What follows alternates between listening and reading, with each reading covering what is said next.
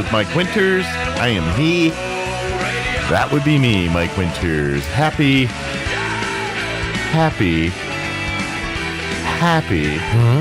Friday. Yay! We made it. That's right. Welcome to Friday. It's a sweeter smelling Friday. It actually really is. Yeah.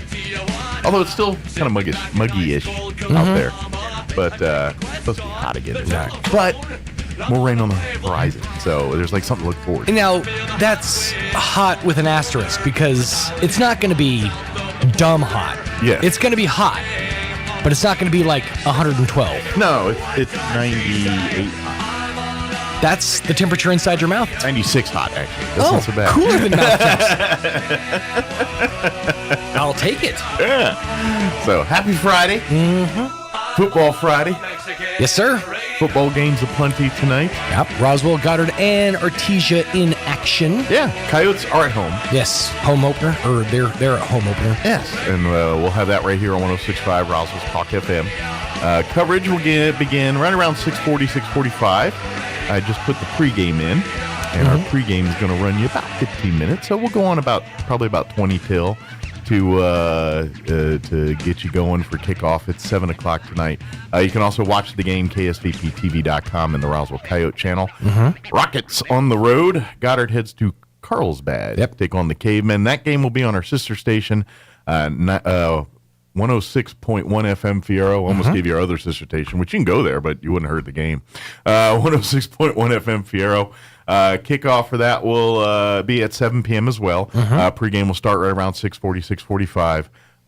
And again, 106.1 FM Fierro, or watch the game, ksvptv.com. Click on the Goddard Rockets channel. Yes, sir. And then Bulldogs host Hobbs, I believe. Yes, they're hosting the Eagles back home at the Bulldog Bowl for their home opener. Yes, again, that one will be on our sister station, 990 AM KSVP in Artesia. You can also watch that game, ksvptv.com, in the Artesia Bulldogs channel there. So we got you covered for foosball, and hopefully, that's me knocking on wood. Internet's everything won't be so all the squirrely. Sound systems. Yes, buttons will get pushed correctly. I'm still knocking on wood. Well, I think that we went through pretty much every possible scenario this week in the war room over here.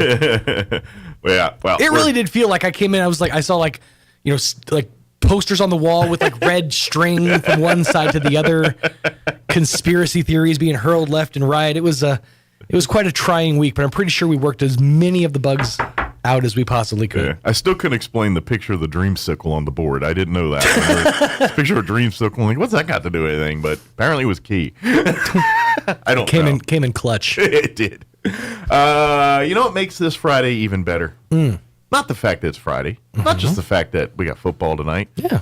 But it's a McDonald's Friday. Ba-da-ba-ba-ba. Big thank you to the fine folks at McDonald's, as they do each and every Friday, provide us with delicious breakfast treats. Doesn't care because he's hot too. I'm not sure if I'm supposed to take that as a compliment, like hot, attractive, or just sweaty. I say yeah. Because both. Just say yeah. I'm moist this summertime season.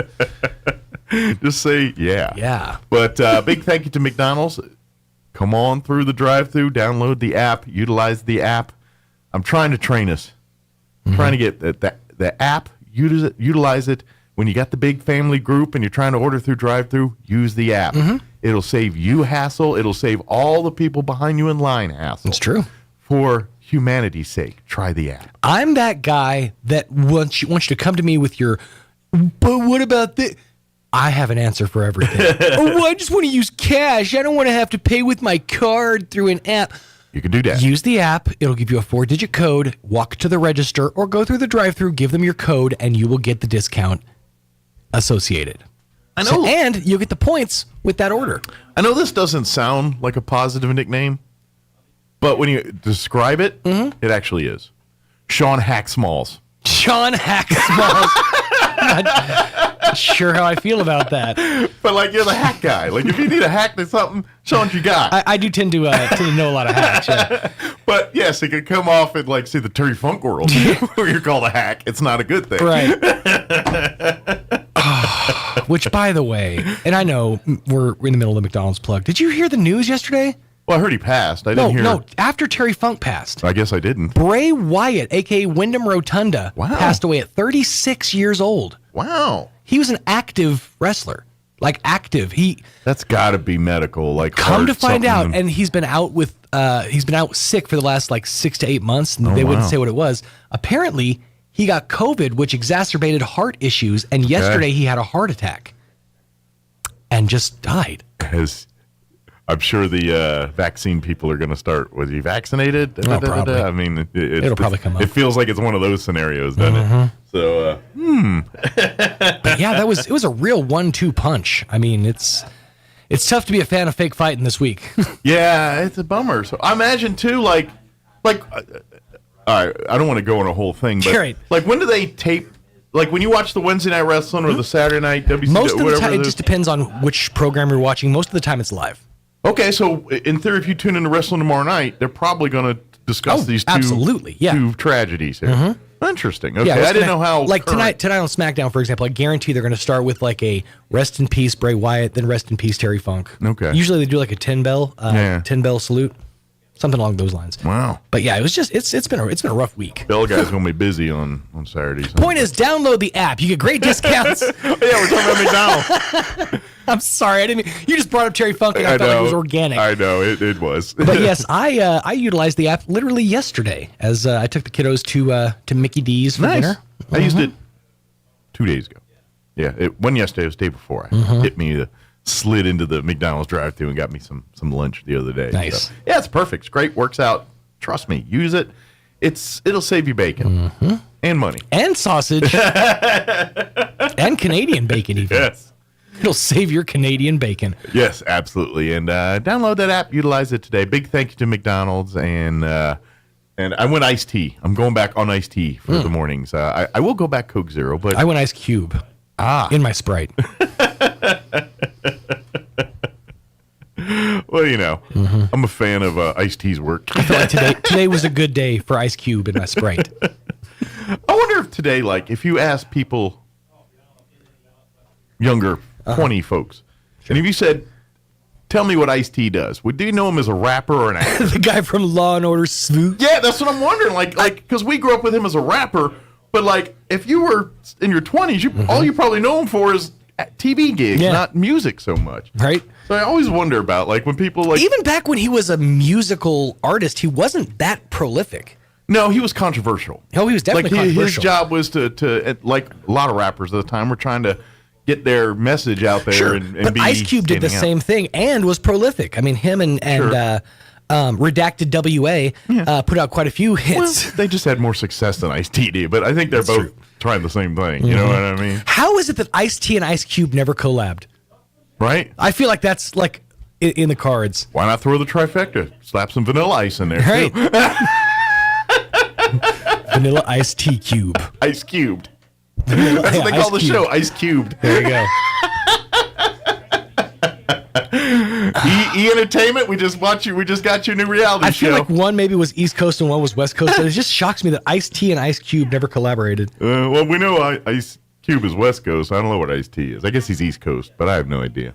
All right, let me give you the rundown. Yes. I'm talking of things of which I don't They speak. did. They did do Ice? Yes, it's called Trespass. With Ice, not Vanilla Ice, though, right? Ice-T and Ice Cube, no. No. Well, this was back I'm in holding out for the Vanilla 1992.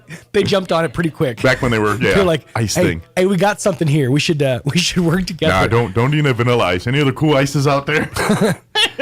All right, let me give you the rundown for today. Here in just a few minutes, we're going to have Lonnie Owens and Kelly Castles join us to talk about community Bible study. So if you want to learn more about the Next Session group and what they're all about or looking for a place, I think I got an idea for you. CBS. Yes. In the 8 o'clock hour, Sheriff Mike Harrington or Under Sheriff Charles Eastlis or both. Or neither will be here to discuss with us. You might as well just say nothing. Will join us to give us an update on what's going on. Well, I didn't text this morning. I forgot. Usually I do it the day before. And so, you know, their lives are kind of run by the public. So we'll see. And then, so we'll have them join us, or part of them, or some of them, or all of them. I don't know. And then in the 9 o'clock hour, we're going to replay our interview. Amy McVeigh-Tays joined us yesterday talking about Guy Penrod and a couple other events. Less than a week. Yeah, a week from yesterday. And that'll be at Grace Community Church next Thursday night. Yes. So, Doc Ice. That's another one. He's the dude from Houdini. Oh. Remember Houdini?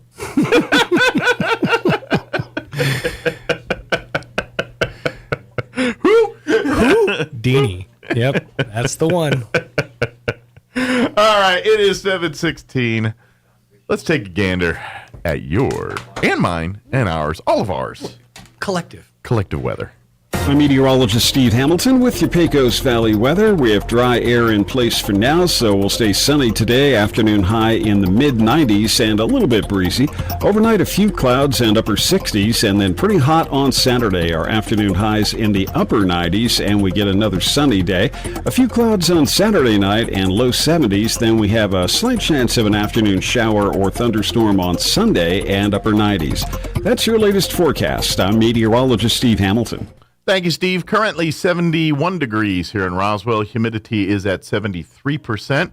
Winds are calm at the moment. Mostly sunny today. Expect a high of 96 degrees.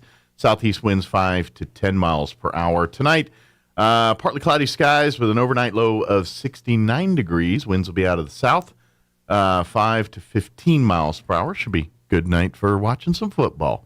For your Saturday, sunny, looking at a high of 97 tomorrow. Winds will be out of the northwest, 5 to 10 miles per hour. Saturday night, partly cloudy, overnight low of 71 degrees. Winds out of the south, 10 to 15 miles per hour. For you Sunday, rain chances back in the forecast. We are looking at a 20% chance for afternoon showers and thunderstorms on Sunday. Mostly sunny with a high of 97. Winds will be out of the north at around 5 to 10 miles per hour. Chance of rain bumps up to 30% for Sunday night, with chance of showers and thunderstorms, mainly after 7 p.m., mostly cloudy, overnight low of 71. And then good rain chances for Monday and Tuesday of next week. 60% chance for afternoon showers and thunderstorms on Monday, mostly cloudy at 91. They do say we could get some severe weather during that time. Monday night, we're looking at a 60% chance at showers and thunderstorms. Again, some of those could be severe. And then Tuesday, we're looking at a 60% chance of rain early with a high of 89. So we'll see. Hopefully we'll get some of that next week. All right, it is 7:19. We're going to take a 3-minute break, and then we're going to talk community Bible study on the other side of the break. Don't go away. You're listening to Mornings with Mike Winters. Hey, Mark. Morning, Sam. Having the house remodeled? Nah, I got termites, and they're chewing the place up. Welcome to the neighborhood. I've got them too. Really? Yeah, just had a termite treatment put in. You did? I didn't see a lot of digging around your house. That's because I went with the Centricon termite colony elimination system. It's a lot easier to install than what you're doing. They just place bait stations around the house, and then the termites share the bait with each other until the colony is gone. No digging, no chemical solution, just simple protection that's environmentally responsible. Wow. Yeah, I even got a green chemistry award from the EPA. Centricon, huh? I'll be right back. Hey, where you going? Tell these guys to stop digging. I'm getting Centricon. Call Bob Reed Pest Control today for all of Southeast New Mexico. 575-623-5344. Pecos Valley Production, the top-rated dispensary in New Mexico with 20 convenient locations. Visit PecosValleyProduction.com to explore a wide range of offerings near you. Pecos Valley Production is now accepting donations for back-to-school supplies at all locations. Now through August 25th, Pecos Valley Production dispensaries will be collecting school supplies needed for grades K through 12, such as pencils, pens, notebook paper, binders, and backpacks. All items received will be donated to local schools and community charities throughout the area. Together, let's ensure that every child has the best possible start to a successful school year. Now go roll up to a PVP dispensary near you. PecosValleyProduction.com is dairy to dank. Support your local farmer, fresh from our farm to you. Nothing for sale for educational purposes only. 21 and older with valid ID. Summer's coming, and you're going to want to hit the road for a little well-deserved vacation time. At Richland Motors, it's never been easier to sell or trade your current car, truck, or SUV for a newer model to hit the road in. Even if you don't purchase from Richland, they want to buy your vehicle for top dollar. But if you do buy from Richland, don't forget, they're the home of the powertrain warranty for life. That's a whole lot of confidence for you. See Richland for details. 2nd and Sycamore and 1309 Southeast Main. And he's Touchdown!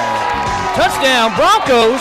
It's time once again for NMMI Bronco football, and the NMMI Broncos start the 2023 campaign with a home game at the Wool Bowl in Roswell Saturday night at 6 o'clock.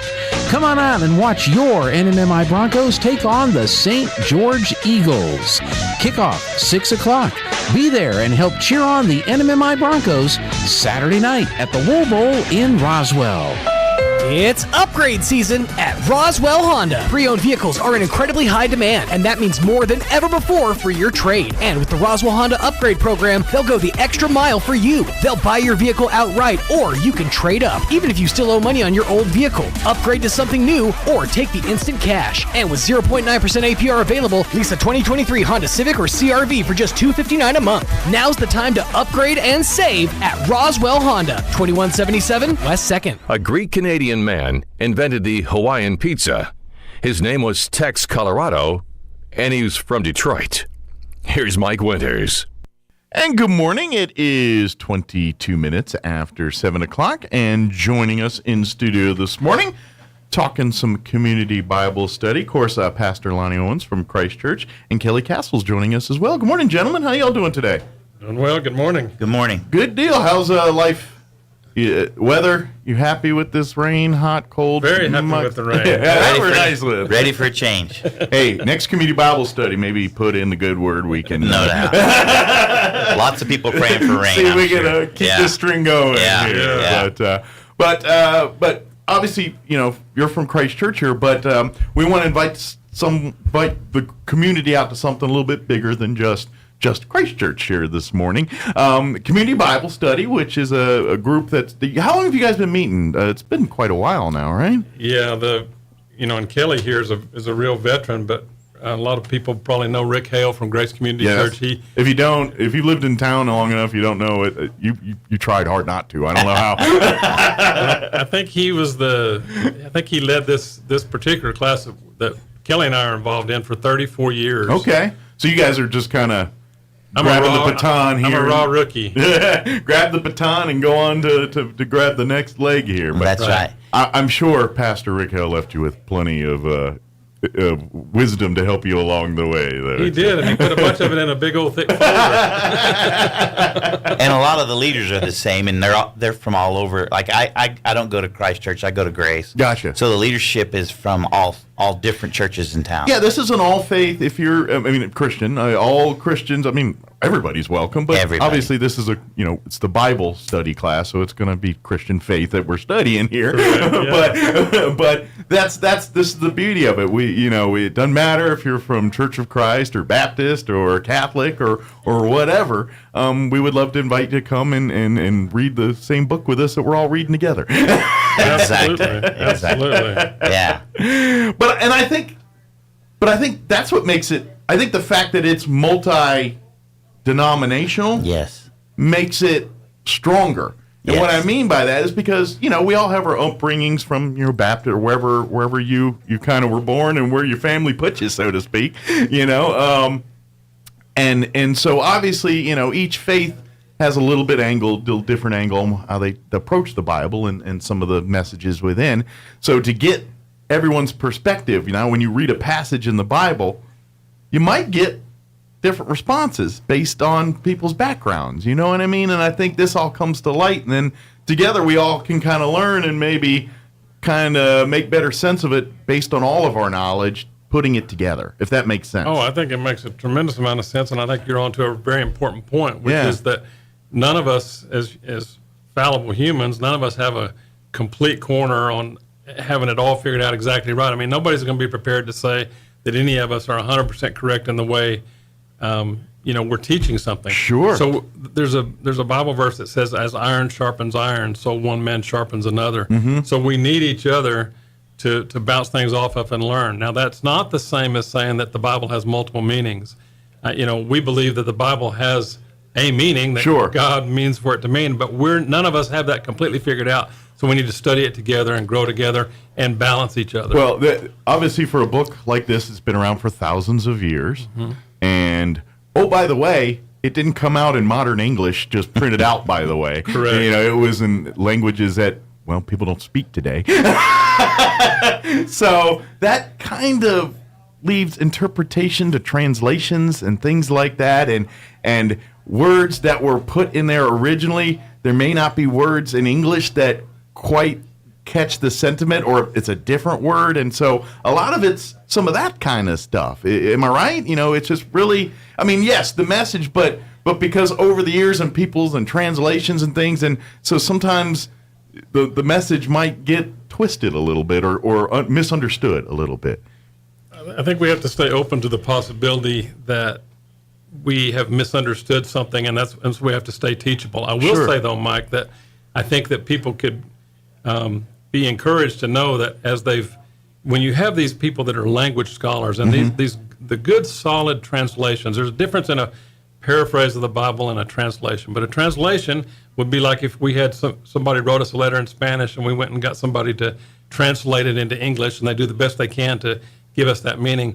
And when they have teams of linguists and scholars that have put together numerous solid translations of the Bible, and they compare it back to even what they found, saying the Dead Sea Scrolls, and look at that. The Bible was written in Hebrew, Greek, and Aramaic.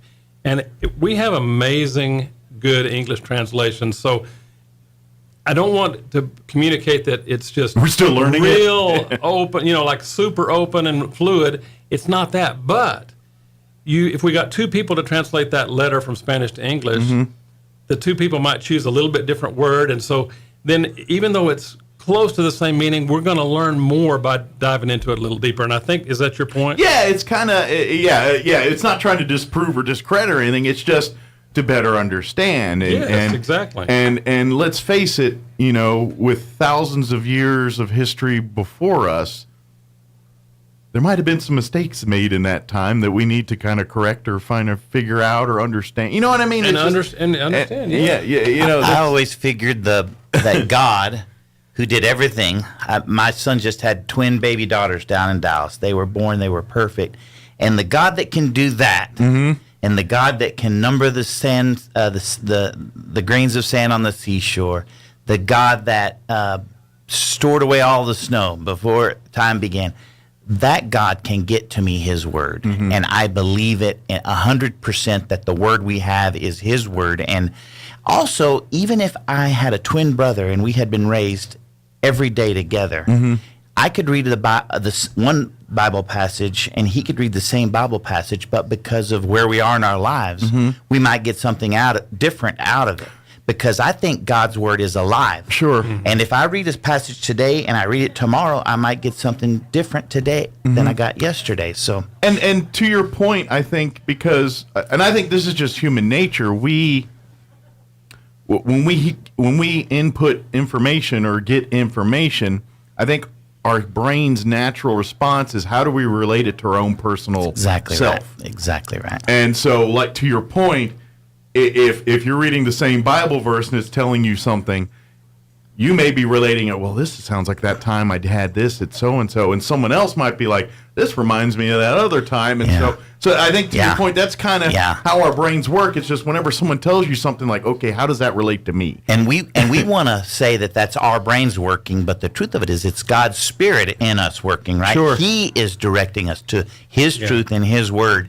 That's why I have 100% faith in what we have today is God's word, because his hand was on it. Sure. And I don't worry about interpretations. I just know that God will get me what he wants me to get out of that scripture. And the main thing is to open it, right? Sure. Well, and I think too, it's when you look at the Bible and how people read and study the Bible and things, and if you bring up in the church or your parents raise you and you create the values and system that you hold and live your life by, when you read the passages, when you get to that point, I think it's like at that point in life you kind of understand what feels right, what feels wrong, you kind of hopefully life's experiences have given you that, and I think you almost have to read the Bible that way too, where it's like, okay, I'm kind of lost in the words here, but I understand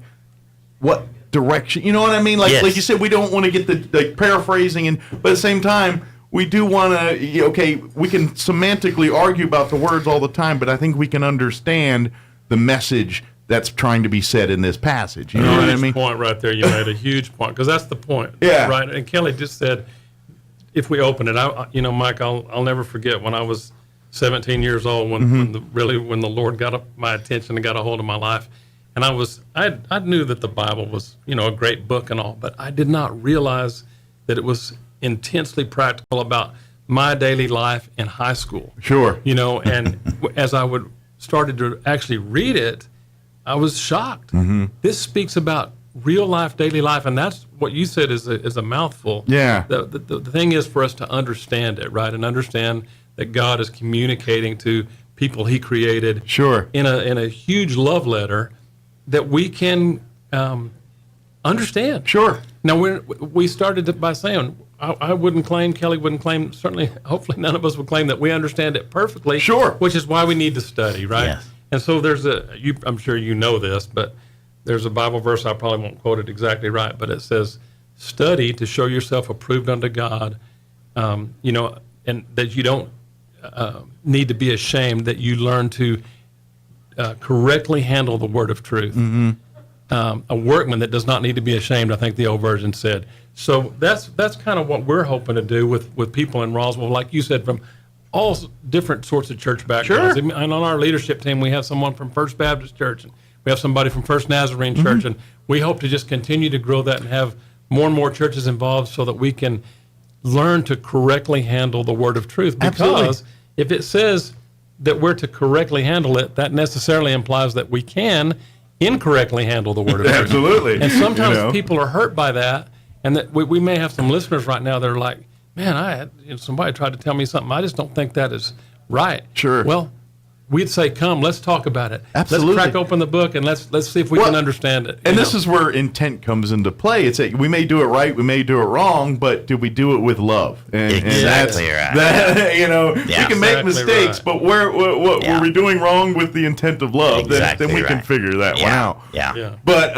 and I would even throw the caveat, even if you don't have a church home, come be a part of it here. Maybe, for whatever reason, you're new to the area or whatever, you don't have one, but come to the Bible study. Now, I do want to kind of talk structure here a little bit. Do you guys, you meet weekly, but do you kind of, it's like, okay, we're going to be discussing this portion of is it kind of like a class setup thing, or is it more open discussion each week? Yeah. Kind of talk a little bit about how the class is run. It's pretty structured. We have really, really good study materials from Community Bible Study. It's probably been around 60, 65 years now. It started in Virginia and kind of spread across the country.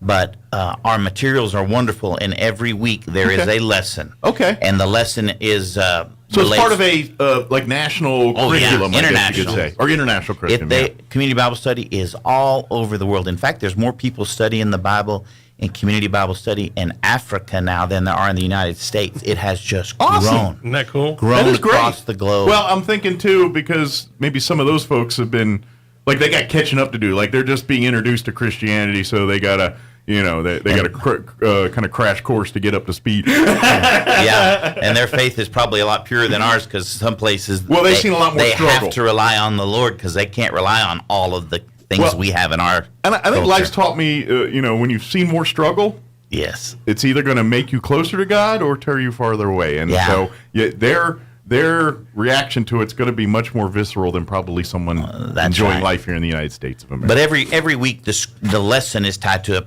set of scriptures. And so this year we're doing Ruth and Samuel, Old Testament books this fall, and in the spring we're doing Ephesians, which is a New Testament book. Okay. But the title of our lessons for the fall are A King is Coming, because that's Ruth and Samuel point us to Jesus coming and lay the framework for his coming. But the materials are really good. We do have a Facebook page, Roswell Community Evening Bible Study. Okay.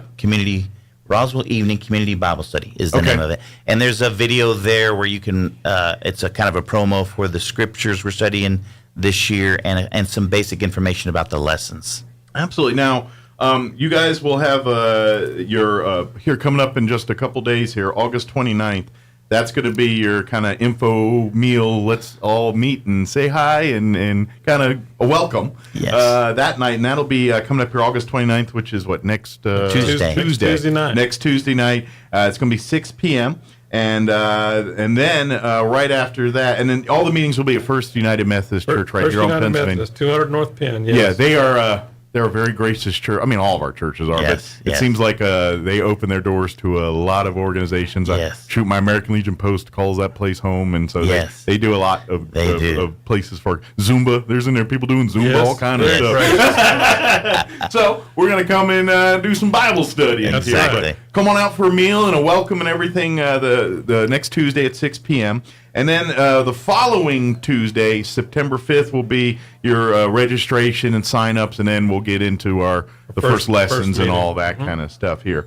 Let me ask you, say they're not available these first couple weeks but want to get in, are they going to be kind of behind if they join 3-4 weeks in, or can they seamlessly kind of follow into the group? Well, they may have to catch up a little on their reading in the Bible, but we want people to come whenever they can come. So there's kind of a chronological lesson plan here, but if you miss one or two, hey, that's not, we'll fill in the gaps that you missed in between the weeks there or whatever. I'm so glad you brought that up, Mike, because I think sometimes what we've noticed, say even at Christ Church, is that sometimes people feel like if they don't get in on week one, well, maybe they just can't. But it's really not true. Okay. Because you can. It's like binge watching TV. It's like you miss the first episode, you're not going to be lost for the rest of the series. Like Kelly said, we'll take them anytime. But I would like to just stress that this next Tuesday night, you don't have to sign up for anything. You can just come and check learn it out and find out if it's something you'd be interested in. Yeah. We're just going to have an informal night of just information and let people find out if they might be interested in joining the study. We'll give them a lot more, than we're able to do here. Absolutely, and if you need extra, incentive, every meal I've had at First United Methodist Church, they put out a good spread every time. So whatever the food is, you're gonna like it. They put out a good spread. They are gracious. Roswell churches, you're right about that, are so gracious to support the community. There's a lot of these classes in different parts of the country. They can't find a church that'll let them through the doors, right? They're just so there's so much. They're just in competition. It seems like, and church is supposed to be a welcoming place for anybody, anywhere, anytime. Yeah, and Roswell churches have it right. We've been blessed with a great set of churches in Roswell. Absolutely, we are very fortunate, and it's due to the leadership, the pastoral, and I think and that's something I don't think people realize is all our Christian pastors, for the most part, kind of network and talking, and you know what I mean. There is a system there where everyone kind of looks out for each other and checks in on each other and talks. You know what I mean? That's there, and sometimes you don't see that. I mean, there's a reason why you go to town and there's a First Baptist Church, a Second Baptist Church, and because somebody got mad at somebody at some point about something. It might have been 1,500 years ago. Mike, you're a realist, but the thing is, we have to acknowledge, right, that all of that is from our own human frailty and failure.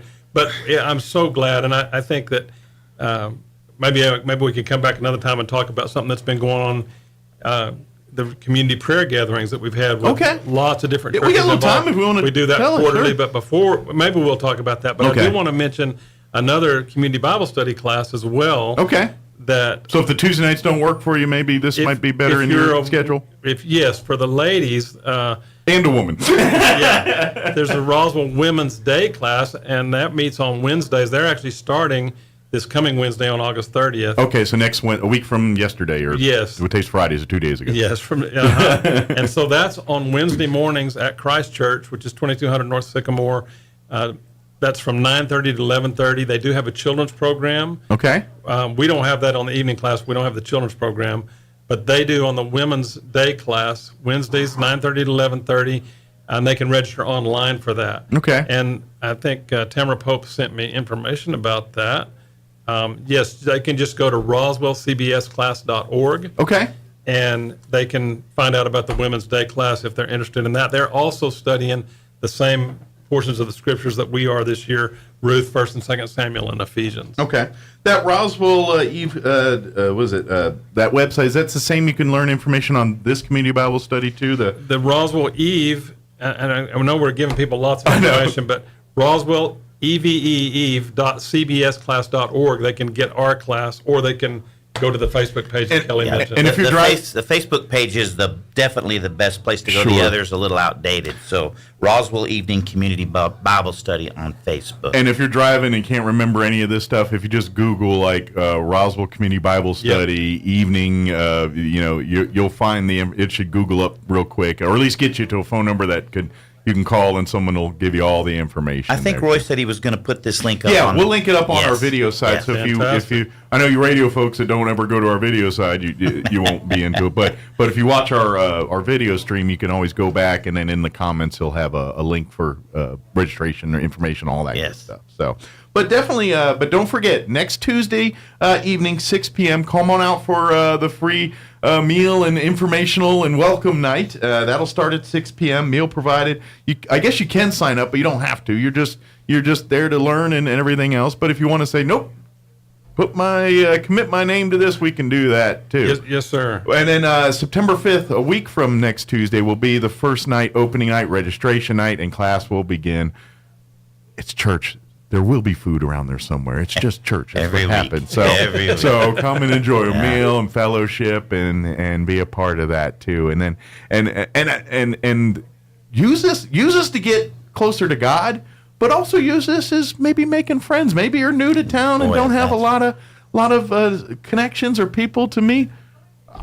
Church Bible study seems like a good place to meet some good people, and who knows, you might, next thing you know, you got your golf buddy or your lunch buddy or whatever it is, and you met at Bible study. We moved here to Roswell 33 years ago. We've been involved. My wife was in the day class, then we did some student classes, and I was in the evening class for probably the past 30 years. And I will say that our friend group today, the foundation of that group came from the people we met at Community Bible Study. And, COVID, the season of COVID separated us. Mm-hmm. So this is a good way to get reconnected again. But I'm guessing some of you folks were still staying in touch via the other ways of communicating at that time. Yes. Probably even did a few, I know we don't like the word anymore, Zoom meetings. Yes. I know that's a 4-letter bad word now. When you say Zoom meeting, like, no. Yeah. No, we suffered through. We made it through. We did. But I do think, it did serve, the COVID season really did disconnect us. Sure. And this is a good way to get reconnected with your community. But I also think it also gave a lot of folks a chance to reflect. True. Like where's my life going? Maybe it's time. Open the book again. Yeah. You know what I mean? we all had to make that decision, right? Yeah. That's our stories. Sure. All of us have that same story. At some point, you got to choose. And here's the beauty of God. Yes. I don't care if, I went to Bible study and I dropped out years ago. You're always welcome. Exactly. I don't care if you turned your back all but the last week of your life. Don't matter. Yeah. As long you can't as you change come, how much he loves you. Yeah, right? exactly. So please don't feel like it's too late for you, or if you have those kind of thoughts, no, not at all. Even if you're skeptical a little bit, or maybe you have issues, this is the place to really learn and talk about those in a great, just really judgment-free setting. You know what I mean? It's just, it's like, because I'm thinking people that are disenchanted with Christianity had some experiences in their lives and that put them there. And so they maybe have some anger issues or things. And I think Bible study is the place to work that out, if that makes sense. Agreed. So how many times have I said, I'm glad you brought that up? I think you might consider doing this like on a regular basis. You can do a Sunday show. But no, that's such a good point. We would love somebody that has, honest questions. It's a skeptic or whatever to come. Let's search together. That's such a great point. And I would like to say something that I don't know that we've really gotten into, just so that people kind of understand the format. Just to be really clear, so the day class on Wednesdays is for women and children, but the night class is for couples or singles, men or women. Yeah. We have men's groups and women's groups and couples groups. And when I say groups, that's because the way this study works is you have an opportunity with a workbook to do study on your own at home. Sure. During the week, and then on the class nights to meet in what we call core groups, or these smaller groups where you're able to discuss what you've worked on at home with your friends in that group, that you're in that group, each week. And then we all come together where somebody like Kelly or me will kind of wrap up the night with a lesson that we kind of share. And so there's just multiple ways to interact with that portion of Scripture that week, so people can know that that's kind of how it works. But we would love people that we all have. We've all been there. Places that we're trying to learn and grow, or we have questions. Sure. And so bring those. Well, and I've been on this earth long enough to know, and I'm a guy that's, I'm an individual. I'm not saying a loner per se, but I'm comfortable in my own skin. I can do things on my own. I don't require the group per se to live my life. But that's how I feel. But in my head, and I learned in my 50 years, I don't care who you are on this planet. I don't care if they're the most powerful, most important, or the least powerful and most unnoticed person on the planet. We all need each other. That's right. And in some way, shape, or form. By design. By design. And so I think Bible study nurtures that. And so it provides the forum where people that are experiencing things in a different way can come together and find a little sense out of it, if that makes sense. And that's really what it's all about. It's a way where it's a chance for you to study the Bible, and you're not sitting in church, and you know what I mean. It's out of the formal environment. Yeah. It's a chance to kind of let your hair down a little bit and just let's talk about what's in the book. And I think if you come from that perspective, you're going to come out of each class very fulfilled, I think. And that's what we, come try it. Yeah. Come out next Tuesday night, come have a meal, talk to some people, see if this is for you. This is, that's all. What's that going to cost you? An hour. Yeah, exactly. Why not check it out? Yeah. And come see it. Come on out. And by the way, a big thank you to First United Methodist Church for being the hosts once again for this. Indeed. Big thank you to them.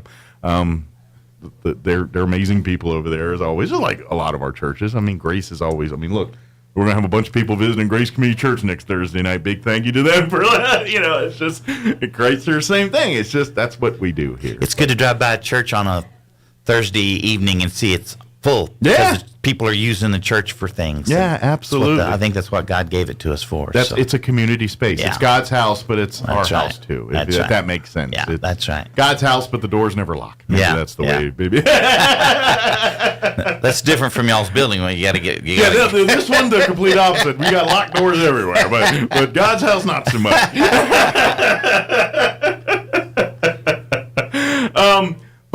And while you guys here, I mean, do you want to tell folks if you want to invite? And I'm going to give you the same opportunity for Grace. If you want to come out and see services at either church, I'm sure you're more than welcome to. We would love that. I certainly will do that. And you said I could mention the community prayer gathering. Yes, please mention that. But I'll just say, as far as Christ Church, we would love to have people come any and every Sunday.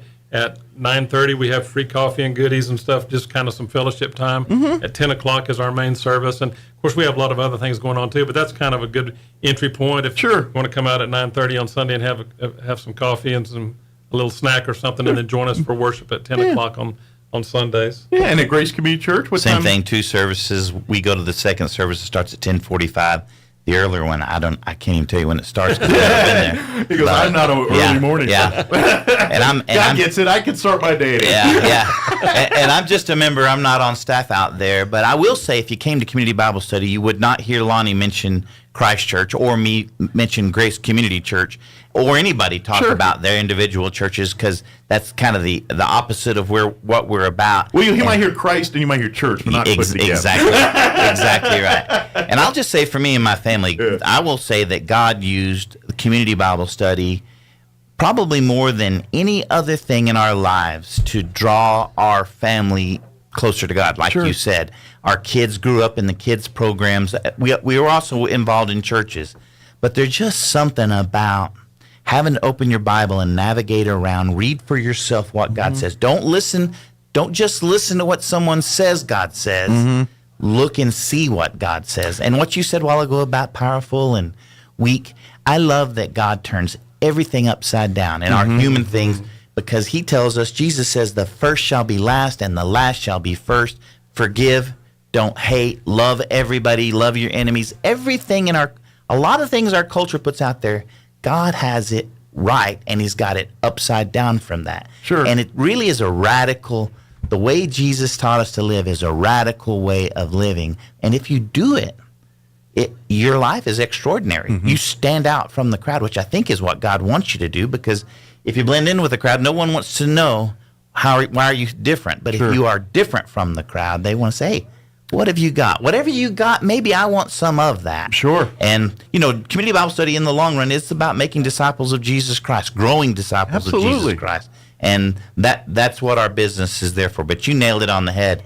God doesn't care. We don't care. Yeah. It's irrelevant who your daddy was, what your daddy did. And I'm no Bible scholar or any of that stuff by any stretch of the imagination. I'm just a guy that knows, you know what? I know what's good and what's bad. I live my life trying to do all the good things, and God understands that. Yeah. It's back to that intent again. It's Yes. like, look, if you're doing everything from a place of love, everything will work out. Even when you do it wrong, it'll still work out. And I think that's the message we all need to remind ourselves. Yeah, that's probably the most profound thing anybody said this morning, because it doesn't matter what you do if you don't do it with love. Yeah. It's irrelevant. It doesn't mean a thing to God. Sure. He knows what our hearts are thinking, right? I mean, exactly. Lonnie talks about knowing something in your knower. God knows what's in our knower. And God knows what we're thinking and why we're acting, and he judges our hearts, not our outward appearances. So Absolutely. yeah. And this will change your heart, community Bible study. I think so, and I think it's just by osmosis. Like, you walk in the room and listen and absorb it, and even that first night you don't utter a word, you're just kind of a fly on the wall watching everything. I think you'll absorb enough to where you'll take home something. And that's your first time. And then maybe after the second time you might want to get engaged a little bit. When I was a young man and I sat in my first class, and there were people that I knew from our community, much older men, and sitting and listening to those guys talk about their relationship with God and how their relationship to God mattered every day in their lives, how it made a real difference. And it was an eye-opener for me. I thought they were humble, and I don't know. For me, it was awfully hard for me to ever admit I needed any help. Right. And I saw a bunch of men that were leaders in our community sitting there saying, "I need the Lord," and it's not the way I grew up. So it's a really, really good study. And I think that's where whatever your hang up is, it'll find it and work you through it. You know what I mean? I think it does that. We're almost out of time, so I want to do one last reminder. Next Tuesday, August 29th, 6 p.m., First United Methodist Church will be the open welcome dinner night and welcome reception. They're going to have a meal. You can sign up for the class, but if you just want to come and see what's going on with it, that'd be great. Don't forget the Bible study class will officially start Class 1 on September 5th. That's not next Tuesday, but the Tuesday after next. Back at First United Methodist Church, 6 p.m. You can sign up then if you want. Just come out for the meal the week before and talk, and then sign up the next week if you want, or sign up the week before and then dive right into class the next week, whatever your preferences are. Again, we're going to be this particular session of Bible study class. We'll talk about Ruth 1 and 2 Samuel and Ephesians. That's kind of the section of the Bible that we're going to focus on this year, quarter year. Yeah. So, if you have any questions, please. Community evening. Man, that's a slip of the tongue. Community evening Bible study. We'll look for that on Facebook. Roswell Evening Community Bible Study. There it is. Yes. Roswell Evening Bible Study. If you work those words in some kind of order, you should get to what you're looking for on Facebook. Yes, that's right. And if the ladies out there are interested in the women's class, it's roswellcbsclass.org. Yes, and ladies, come to your women's class and then come on to the evening class. There's no law saying you got to go to one or the other. That's right. I mean, now, if you want to go to the women's class, you do have to be a woman. That would be the one qualification. Yeah. That's correct. And I'm assuming for community Bible study, I mean, this is for adults. Kids, we would love. I understand, but this is an adult class, not geared towards younger level discussions. For sure. Definitely 18 years or in that range or older. Yeah. Gotcha. So There's been some high school kids that came at the, but they were juniors or seniors. Maybe they were at NEMI. I can't remember. Gotcha. But, We'd love to have those. Yes, if you want to come, college students, whatever, you're finding your place in this world. good place to start looking is at Bible study. Just a good idea. That's right. Exactly right. Very good. Is there anything we just skipped over we wanted to share that we just got sidetracked on?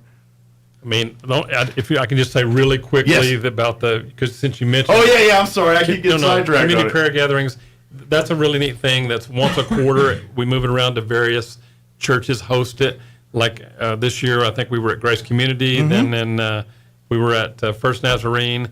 And October 15th, we'll be at Waymaker Church. Okay. And so this is just open to anybody in the community or outside our community to come, and we just all meet together and pray together. That day on October 15th will actually be the annual prayer walk people may hear about. Okay. Where churches walk around various neighborhoods in Roswell and just pray for those neighborhoods. Sure. And then all meet at Waymaker that evening at 6 o'clock. But we're so excited to see that visible representation of what is true biblically, that in Ephesians that we're going to be studying this year, it says that there's one faith, one baptism, one God and Father of us all. So all of us who are in Christ, we're all really part of one body. We just meet in various locations. Exactly right. And that's kind of what Kelly was getting at, is that the focus, we love ministries like this that are bigger than any one individual church, because it reminds us that we're all part of one family. Sure, absolutely. Yeah, I don't think when we get to heaven there's going to be our doors for Baptist, or it's not going to work that way.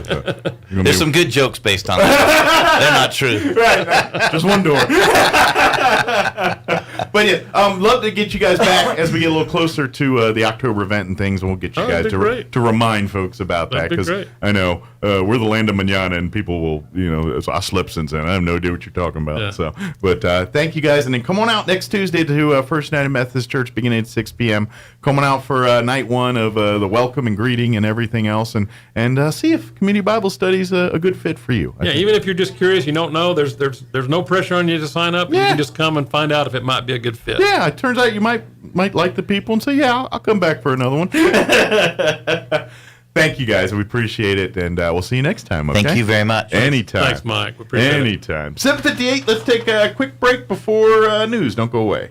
We've embarked on several remodel jobs in our home over the years. No matter what home you have, it always requires updates, repairs, and improvements. Some projects are simply touch-ups. Some are some rebuilds. And if you've ever had a flood or a fire, it can be devastating, and it costs you a total rebuild. People work the same way. Genesis 1:27 says, "So God created mankind in his own image. In the image of God, he created them." I think what God is saying there is that when we're born, our soul is pure and without sin. Nothing's dinged, nothing's damaged. But as time goes on, we make wrong choices and choose sin over what's right. We get damaged by our bad choices. But because of God's saving grace, we can rebuild fresh and new. In 2 Corinthians, the writer tells us that the Lord can transform us back into his image with ever-increasing glory. That transformation isn't a one-time event. Christ renews us, revives us, and rebuilds us every day through his forgiving grace. No matter if your life needs a complete rebuild or if you just need a little touch-up, God is there to transform you closer to his perfect image. Join us at the Country Club Road Church of Christ for worship at 10 a.m. on Sunday, located on the corner of Country Club and Washington in Roswell. More than 50 million Americans live with chronic pain. If you're experiencing pain that interferes with your daily life, Artesia General Hospital can help. Dr. Casey Della Barca and our compassionate team of providers treat a variety of conditions, including arthritis, back and neck pain, migraines, neuropathy, and more. We offer advanced procedures and comprehensive therapy, and we personalize treatment plans to help you get back to living a quality life. Request an appointment at artesiageneral.com/pain.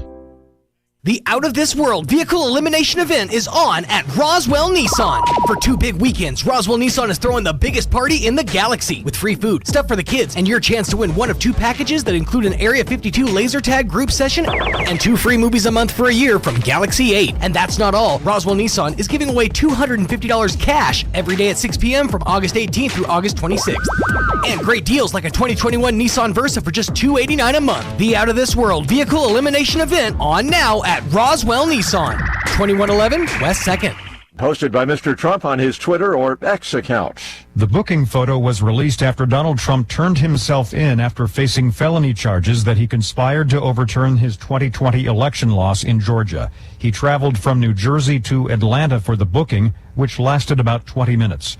The former president claims he was wrongfully arrested and he blamed Democrats for painting him as a villain. White House correspondent Greg Clugston says Mr. Trump calls the indictment a travesty of justice. The former president's words, "I did nothing wrong, and everybody knows it." Mr. Trump released on $200,000 bond. In the meantime, the jailhouse photo has gotten millions of views online. There's already mugshot merchandise being peddled, and there's a lot of speculation the picture could wind up being Mr. Trump's 2024 campaign photo. From west to east, parts of lower Michigan and neighboring Ohio have been slammed by violent weather, including flooding rains and suspected tornadoes. Road closures, property damage widespread, along with many power outages. More than 500,000 utility customers were left in the dark. Maui County is suing Hawaiian Electric over the wildfires that devastated Lahaina, saying the utility negligently failed to shut off the power despite very high winds and tinder-dry conditions.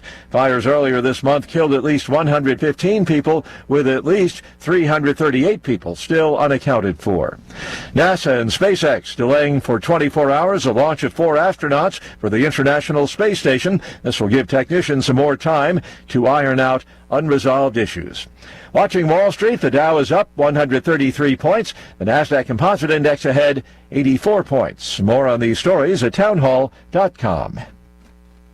Here's an important message from the Diabetes Solution Center. Do you like pricking your fingers to test your blood sugar levels? No one does, but it's important to maintain your health. And now, by wearing a small remote device called a continuous glucose monitor, or CGM, you don't need to prick your fingers anymore. It's easy to use and helps you make more accurate diabetes treatment decisions. If you are testing your blood sugar 3 or more times daily, injecting insulin, or using an insulin pump, call the Diabetes Solution Center right now. And if you have Medicare or most major insurance coverage, you may be able to get a new CGM at little to no out-of-pocket cost. Shipping is free, and we'll even bill your insurance company for you. If you are testing your blood sugar 3 or more times daily, injecting insulin, or using an insulin pump, call the Diabetes Solution Center right now to learn how to end the painful finger sticks and get your own continuous glucose monitor, or CGM, at little to no out-of-pocket cost.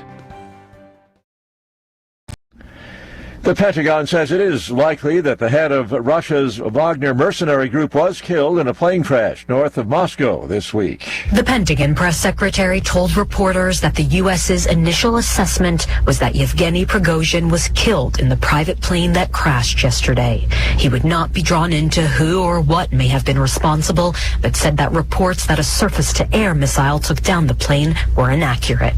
Several theories have emerged, including whether an explosion on board caused the crash, and Western officials had expected Russian President Vladimir Putin to exact revenge against the Wagner boss for leading a mutiny. And that's the BBC's Neda Tawfik.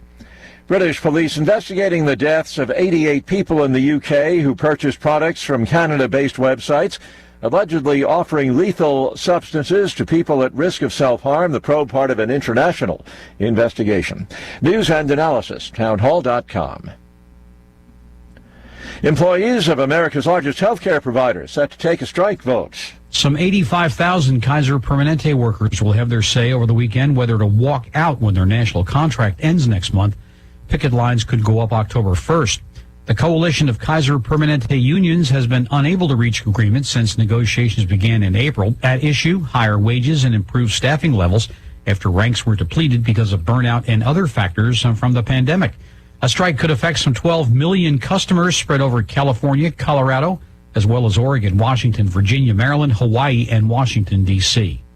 Rhonda Rockstra reporting. We will be hearing from Federal Reserve Chairman Jerome Powell shortly. He'll be delivering a speech at the Fed's annual conference in Jackson Hole, Wyoming. The financial markets will be listening closely for any hints as to the future direction of interest rates. More on these stories at townhall.com.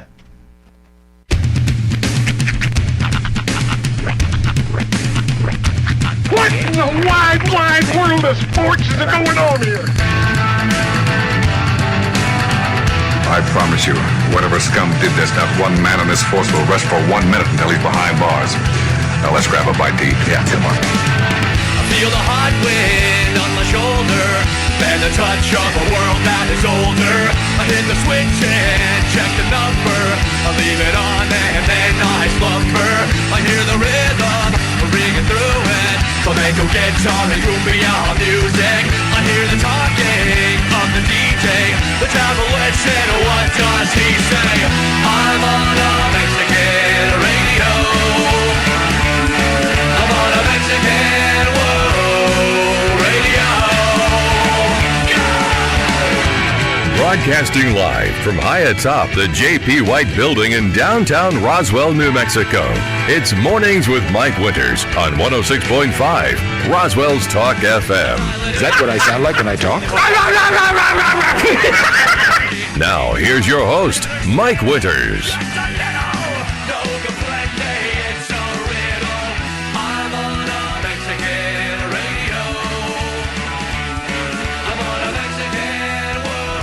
And good morning. It is 6 minutes after 8 o'clock. Welcome to hour number 2. The deuce. Yes. Mornings with Mike Winters right here on 106.5 Roswell's Talk FM. Right before we went on air, he called me out on an Abed reference that I absentmindedly just said. It's so funny because I know people have said that before, Abed, cool, but it's just like ever since then it's become Abed's thing. Yeah. To be honest, I generally don't say it that often. I was in the zone and that's what came out. You know who I feel really bad for? People who are like on the autism spectrum or like a little bit OCD and they have to knock 3 times. Yes. Yeah, I feel really bad for those people because now they're like, okay, Sheldon. It's my thing. I was doing it 20 years before that Poindexter was. To be honest, Sheldon didn't always do that. Really? Like if you watch the first season of Big Bang Theory, he's not knocking 3 times. That actually makes sense because he hadn't established it as his thing Yeah, yet. he's not knocking 3 times. In fairness, they all got really cartoony towards the end. Yeah, the quirks really exasperated from the first season to the like Sheldon. Like Sheldon was really interested in Penny at the beginning, if I remember correctly. No, he wasn't interested, but he wasn't so like obtuse to like men and women and really, you know what I mean? Like he knew that she was an attractive female. Like you know how like he only says the term coitus? Mm-hmm. He wasn't doing that stuff back then. That all kicked in like later in the show. Right. If you watch the very first episode of Big Bang Theory, which I think I have, and watch it, they are way less quirky than they are come later in seasons and stuff. You know what I did find out? You know why they never fixed the elevator? No. They only had the one set. They only fix had the it, one. actually, Well, at the later end. seasons, but early seasons they only had the one hallway set. Yeah. Set up so they wanted to make it look like they were going over multiple floors. They were just using the same set. Yeah, and the steps there is a whole thing too. But the actual second or last episode of Big Bang Theory, the elevator's fixed. Nice. I think it's the second to last. I don't think it's the last episode. But anyway, I've seen it times. Anyway, if anybody has, you have. it would be me. But if you watch those first seasons, Sheldon doesn't have the knock-in and all the quirks that he does. I can tell that he's known for now. TBS takes a certain liking to not only certain seasons, but specifically certain episodes. Yeah. Because there's like 150 some odd episodes. Like 10 seasons or there's something. a ton of episodes of Big Bang Theory. Yeah. However, Wednesday nights when I turn on TBS to watch Marasslin, like 6 times out of 10, it's the ball pit scene. Like 6 times out of 10, it's the ball pit scene from the closing scene from that end. one episode with Sheldon popping his head, Bazinga, which by the way I've always taken umbrage with because that goes Sheldon against his Cooper character. would never step foot in a ball Exactly, pit. it goes against his character. There's some, and I've caught him in young Sheldon too. Oh really? Yeah. There's a scene where he decided he wants to learn like Taekwondo or Kung Fu or something. Mm-hmm. And he's in a scene grappling, and he's literally got a foot in his face. I'm like, there is no way Sheldon would have that in his face. And I guess the argument would be if he's passionate, because Sheldon, when he gets passionate about something, it becomes his thing. So maybe that's the argument is he was able to overlook the disgusting foot. That would be the argument. But I would disagree with Big Bang Theory stuff, because season 1 stuff, he just wasn't doing it. Right. Then he did it because it worked in the show. Because, it became his character. Watch him. Features. You don't knock 3 times and all that stuff, especially the first couple episodes. Maybe it developed in season 1, but those first episodes, he ain't knocking 3 times. He's it's in. So I'll be darned. Something for you to do this weekend if you're Something bored. for you to independently research. If you have nothing going on this weekend, Do that. just binge the entirety of Big Bang Theory. And let's pinpoint the episode it happened. Get in your boxer shorts and sit in your couch and just do that all day. Because I bet the first time it came up, people roared in the crowd. They were just like, ha ha ha ha, he's doing a thing. Yeah. By then we were like, okay. I always liked when Penny played with him back. Mm-hmm. Like knocked on his forehead. Yeah, or knocked back like she'd go, "Who's your favorite, Penny?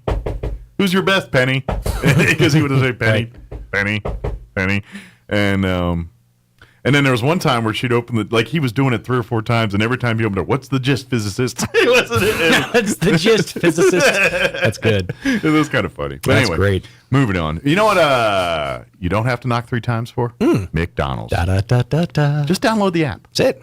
That's all can you got to do. Press 3 times. That's right. And get the meal that you want and desire. Big Mac, quarter pounder, French fries. There you go. Get a drink. Yeah, you need a beverage. I opted for the Sprite today. Yeah, you did go Sprite. Mm-hmm. I'm iced tea. Nice. Remember, we had started a whole ice cube thing last hour. Did have you experienced the as featured in meal yet?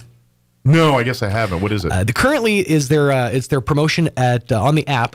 Basically, it's in promotion of the second season of Loki, which I think is out in October. Yeah. I remember seeing some commercials, but I haven't seen what the meal is. There's 3 options. You have the Big Mac, the 10-piece chicken nuggets, or the quarter pounder with cheese. All iconic McDonald's meals. Sure.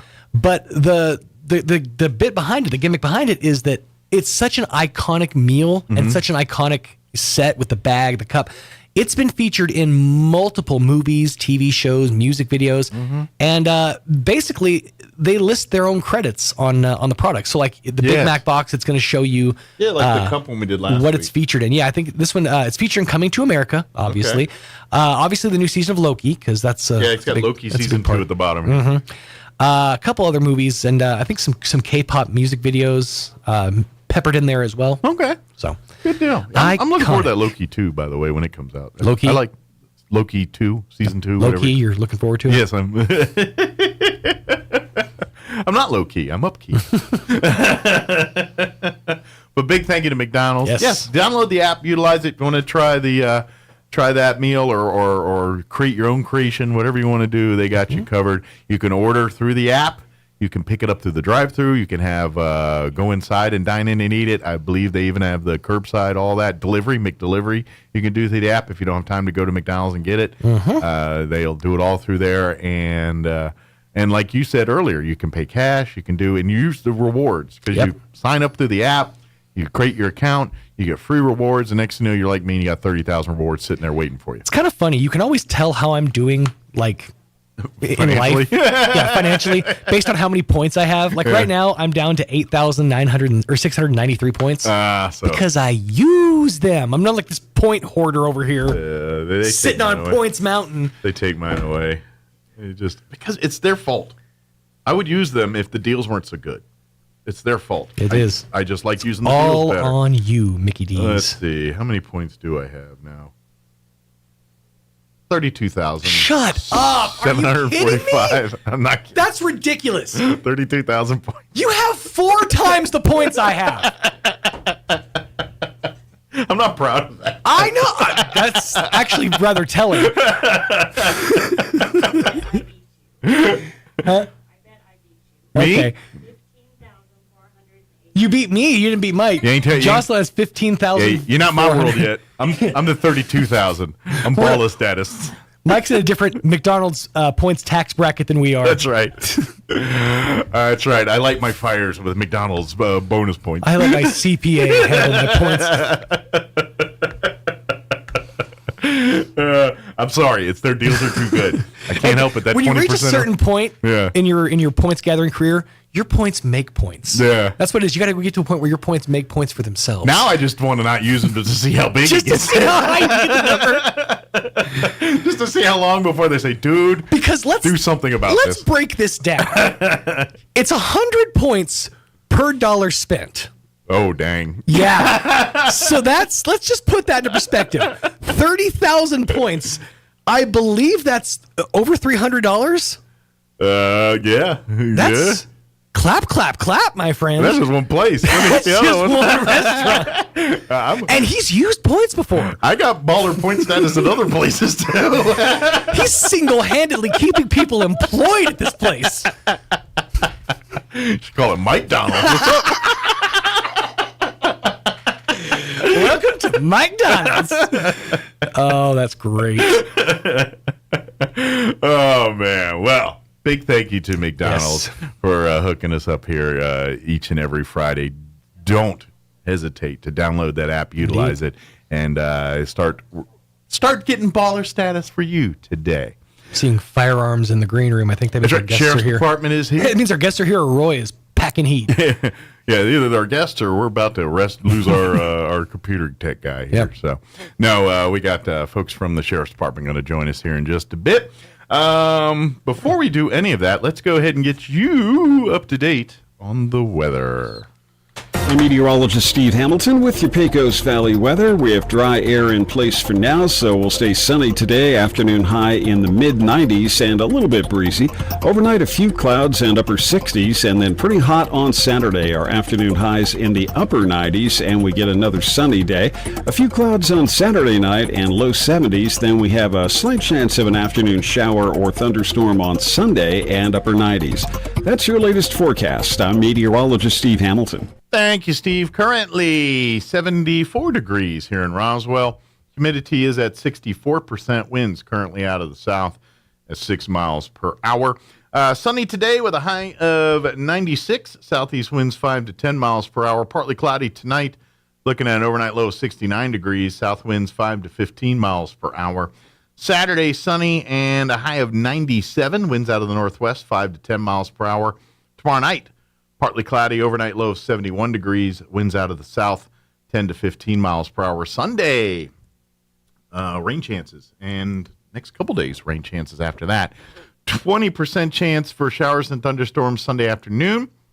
Mostly sunny otherwise with a high of 97. North winds are 5 to 10 miles per hour. 30% chance of showers and thunderstorms Sunday night, mainly after 7 p.m., hence the reason it's Sunday night. That's kind of a dumb thing to put in there. Anyway, mostly cloudy, overnight low of 71. Monday, we're looking at a 60% chance of afternoon showers and thunderstorms. I do throw the caveat some storms could be severe. Mostly cloudy and 91 on Monday. Monday night, a 60% chance at showers and thunderstorms. Again, some storms could be severe. Mostly cloudy, overnight low of 68. And then a 60% chance at rain on Tuesday as well. So with highs 89, not even 90. Dang. Not so bad. We'll see. Well, you know how weather changes around here. All right, it is 8:18. We're going to take a 4-minute break, and then we're going to have the Sheriff's Department join us on the other side. Don't go away. Hi, everyone. This is Melanie from Glenn's Furniture. When was the last time you looked forward to sleep? Let's be honest here, you know a restful night's sleep has more health benefits than you consciously think about during the day. Here at Glenn's, we carry Serta mattresses, and they've been in the business for more than 90 years. Choosing one can be hard, but I want you to know we have your back. Come see us at Glenn's on the corner of Union and Alameda in Roswell, where delivery is free since 1953. Attention Roswell, Carlsbad, Artesia, and surrounding areas. Roswell Tire and Appliance has what you're looking for with a great selection of refrigerators, freezers, washers and dryers, and ranges, and they can prepare your appliance as well with many models in stock and on sale. You can own it today. RTA services after the sale with repair, warranty, and delivery to Roswell and surrounding areas. Save big on a selection of scratch and dent appliances too, plus a great selection of tires and a team of people to help you when you need it most. Roswell Tire and Appliance, 101 South Main in downtown Roswell. Calichi's is ready to bring you the coolest dessert in the desert. Desert Ice, a 100% fat-free and dairy-free premium fruit ice that's made daily. Whether in the desert on a cone, a cup, or as a mix-it, Desert Ice is the perfect treat to cool you down when things get hot. Available in fruitastic flavors like mango, strawberry, lemon, and orange. Try it alone, in a cone, or take it to the party zone and mix it in with any Calichi's flavor. Turns out the desert can be a pretty cool place. Get to Calichi's on North Main in Roswell. Roswell's newest spot to chill out. Roswell Skin Center, a brand new state-of-the-art facility located in the 400 Penn Plaza building here in Roswell, is now accepting new patients. Dr. Brandon Cometti and his team offer a full range of skin care services, including general dermatology, surgical and cosmetic procedures, including cutting-edge laser rejuvenation, Botox, filler, laser hair removal, chemical peels, and other non-invasive options to improve skin health and turn back the hands of time. Call and schedule your appointment at Roswell Skin Center today. 208-2509. That's 208-2509. Oasis Computers has been Roswell's trusted source for home and small business computers for over 30 years, and they continue to be your best resource for computer repairs, operating system upgrades, web root managed, antivirus, special orders, and more. Oasis Computers is now open from 8 to 1, Monday through Friday to better serve you. Service calls by appointments and after-hour appointments are available too. Stop by Oasis Computers at 1703 North Garden or call or text 575-625-9141 for even faster service. Are you ready to make a real difference in your community? Introducing the New Mexico Army National Guard. Serve your community with pride and become a part-time hero. Join our dedicated team and enjoy the adventure of a lifetime. Get full-time benefits without sacrificing your current career or education. When disaster strikes and your community needs assistance, you'll be there to lend a helping hand. So don't miss out on the opportunity to receive education, adventure, and financial stability, all while serving your country. Get started by calling 1-800-GO-GUARD. Let's face it, guys, we're living in times where the truth is becoming more suppressed and censorship is increasing at an alarming rate, especially on social media platforms. It's Clyde, and I want to tell you about a safe and secure digital playground we put together just for you. It's aftermath.media. You get access to thousands of Ground Zero archives and podcasts, along with our private social media groups with your basic membership starting at only $7 a month. Each subscription includes tech support, access to the RSS feeds, along with our own chat room and Telegram channel. In addition, the premium membership includes research study groups, webinars, a document and movie library, a live video stream of Ground Zero, a monthly Zoom chat with me, and other bonus content. Be sure to check out our yearly specials as well. Sign up today while you're thinking about it. Sign up at aftermath.media. Again, that's aftermath.media. It's possible to turn peanut butter into diamonds. Peter Pan tried it with his buddy Skippy, but they couldn't do it in a jiff. Here's Mike Winters. And good morning. It is 22 minutes after 8 o'clock, and joining us in studio this morning, Sergeant's got bragging rights because he's here on time, so we can... Boss told me to be here. That's right. Sergeant Jacob Sanchez joining us. Sheriff Mike Harrington en route should be here in a few minutes, But Jacob, good morning. Thank you for spending a few minutes to talk to us on the radio today. Good morning. Good morning. Thank you for having me and for the boss telling me to be here. Good deal. Let's get you a little closer to that mic just in case they can't hear you better. Okay. Just curious, how long have you been with the Chaves County Sheriff's Department? I started with the Chaves County Sheriff's Office in 2014. Okay. I started my career right out of high school. Okay. Started Department of Corrections in 2006. Okay. Here in Chaves County or in Hobbs? In Hobbs. Okay. And are you from that area originally? I'm originally from Dexter, New Mexico. Okay, Dexter. So right in the middle. little south of Roswell. You know? Good deal. So you have family? Everybody still live there in Dexter? Yeah, majority of my family's still Dexter. Good deal. And Roswell. So, though you got a place to go Thanksgiving and Christmas every year, Dexter. Yeah. It's close. And then, so what made you decide to go from corrections to Sheriff's Department? Well, I went from corrections and then I started with the Roswell Police Department in 2008. I just had to wait till I was 21. Okay. That was it. You were just waiting to get 21. Now I'm 21. I can be a full-fledged police officer. I'm ready to do this. Cool. Yeah. And then good deal. Been doing it ever since. Good deal. So you've been with the Sheriff's Department since 2014. So yes. you've been almost 8 years now here with the Sheriff's Department. How did you come in as a sergeant or did you earn sergeant as you've been since? No, and anybody that comes to the sheriff's office, you got to start from the bottom. You're a regular patrol deputy and eventually work your way up. Okay, good deal. So what's just to kind of give people like guys like us that don't when a sheriff's deputy is doing your thing, what is as a sergeant what added responsibilities do you get as a police officer becoming a sergeant rather than just a sheriff's deputy? Well, normally the sergeant you're responsible for for the day-to-day operations of patrol. Kind of running the shift. Yeah, assigning who goes where or what to whom and that kind of thing. Yeah, just running the shift with our patrol deputies, supervising them, assisting admin. Mm-hmm. That's the majority of it. Okay. Is it? I mean, like, because I'm curious. I mean, because some of it's got to be fun and everything. Because I know. Now you're the guy. Everyone's like, "Hey, be nice to Jacob. He gives you a good shift or the good." You know what I mean? But I mean, as far as that, I mean, does it like when you're out on duty? Like, is that so? It's like say someone has a traffic stop and says, "I want to speak to your boss." Are you the guy that shows up when they say, "I want to speak to your boss," kind of thing now? Yeah, or majority, it's whoever the shift supervisor is. Okay. If we're not. But you're too busy on another call because we're always on calls. Sure. We'll show up, or we could just talk to the deputy over the phone. Kind of quiet things down or get things mediate whatever it is. The civilian has issues with or questions of. So let me ask you, what's your favorite aspect of this job? What is it that you love doing that makes you put on the uniform every day? What is it the parts that you love most about it? There's a lot to this job that's very fulfilling. When I first started, it was you wanted to be in the moment, you wanted to drive fast, the action, catch the action in action, and then once you kind of I guess you would say the cop maturity of it, season a little bit after you get seasoned a little bit.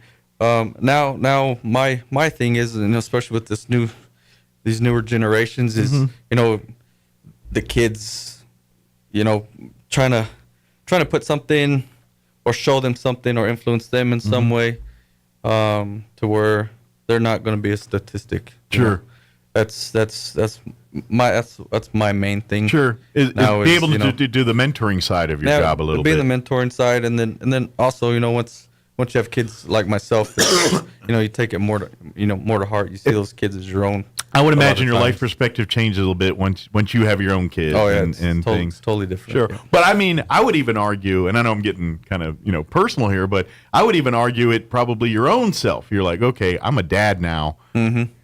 I need to some of the cowboy stuff. You know what I mean? Because like you said, the action and stuff. So you start thinking, it's like, hey, I got to be a dad. I got to. You know what I mean? That's got to always be in the back of your brain now. It's like, and a lot of times, especially with the kids, I think a lot of the social media stuff paints a whole different picture on law enforcement than it actually happens. Well, I mean, we see the media stuff and all that, but I think especially people around here. I mean, yeah, you deal with elements just like any other, but most people get, and they're pretty.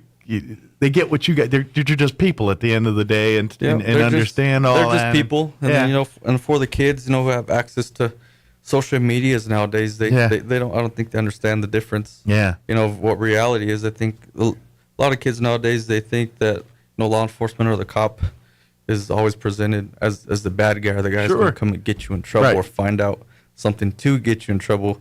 In reality, it's we want to talk to the kid.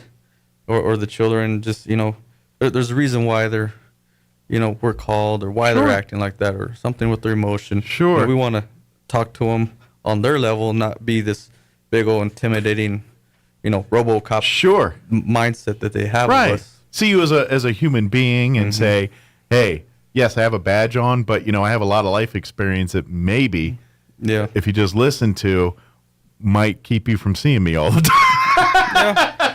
And then that they'll pass it on to their friends. Hopefully you can start rebuilding their perspective. Sure. Well, and here's the thing too is that and I think people need to hear and see more of this is this is when people doing ride-alongs. I was very lucky. I got to do a ride-along with the sheriff's department. I don't know, 5-6 years ago, and it really is an eye-opening experience to see what a police officer sees on a given shift on average. And and a lot of it is just welfare checks and checking.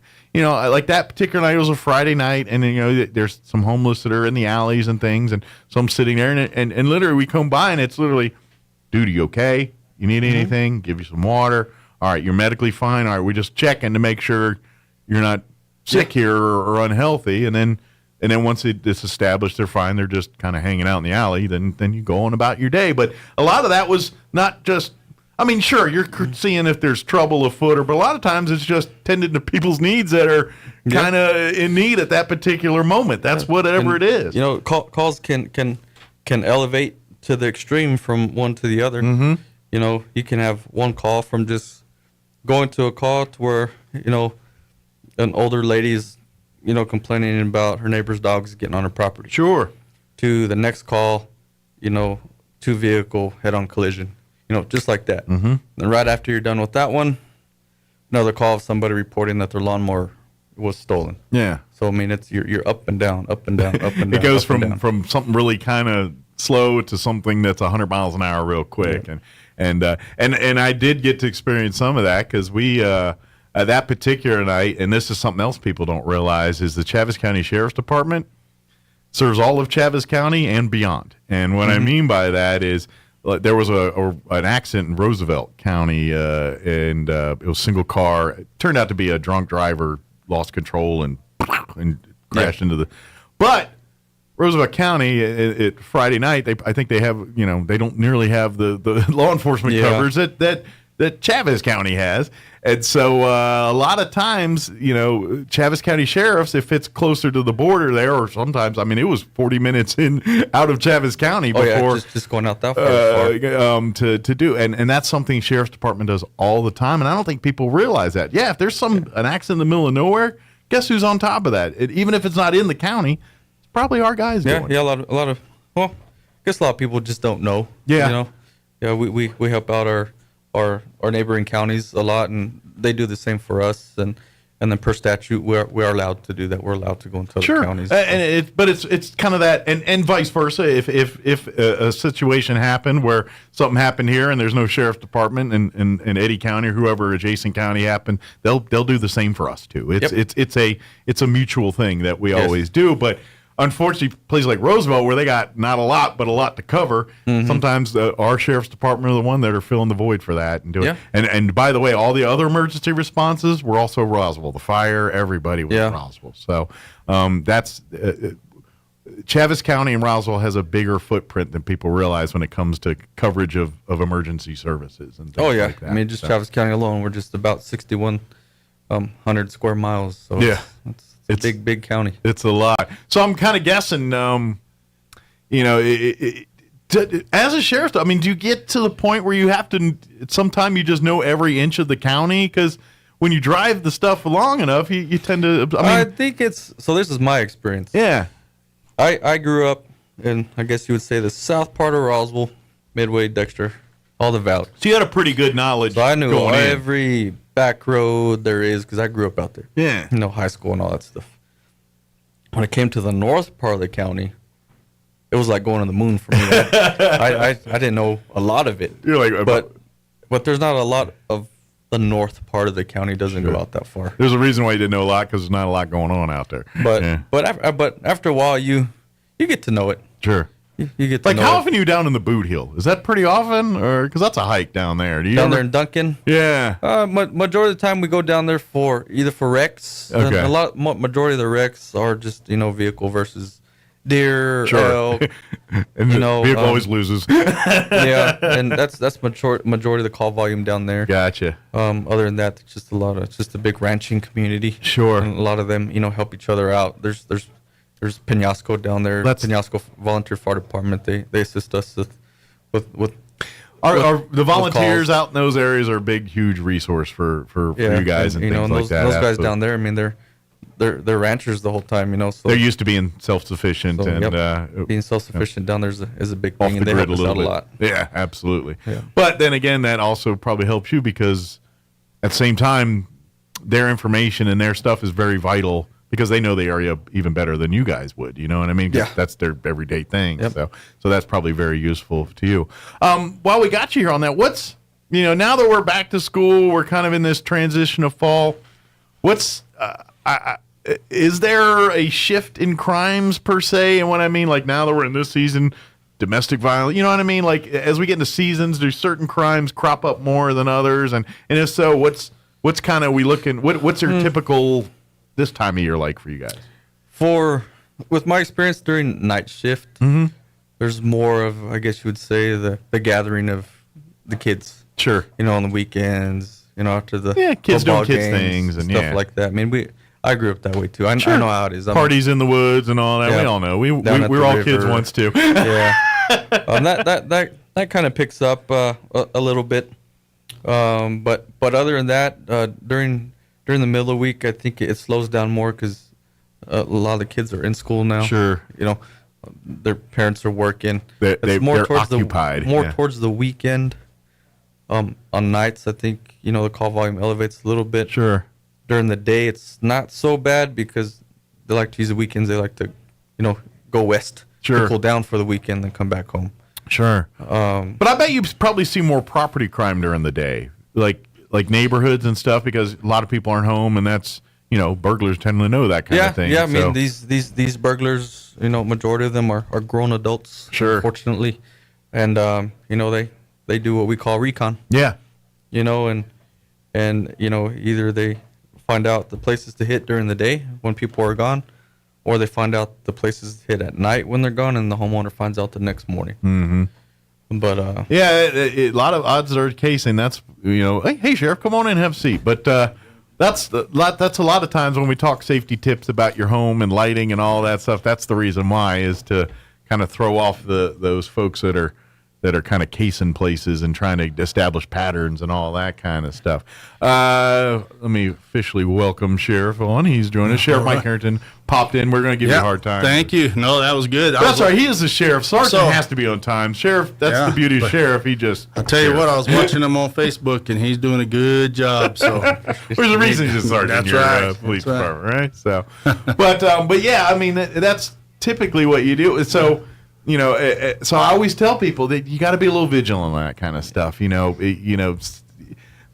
are the little things that keep. I know it sounds stupid sometimes, but putting in light time or motion sensing lights and things like that. I know it seems a little trivial sometimes, but that is the difference sometimes, because sometimes they're going to look at that and say, "That's not worth my effort. I'm moving on to the next thing." It's what I mean. It's sometimes that little thing for the people that are casing to say, "Not worth my time. Let me look for something easier." A lot of times these criminals, they keep up with the new technology, the new cameras and stuff. Yeah. Sure. It's always a cat and mouse game between, the technology on securing your property, or securing your businesses, and then with the criminals who nowadays, all you got to do is just get on the internet and YouTube how to get around it. Yeah, right. Really, the internet will teach you how to be a criminal if you know where to type in, basically. I'll tell you one thing that I have seen more and more, and I'm glad that they're out there, are those Ring cameras. Mm-hmm. And one of the things that I will tell you, if you have a Ring camera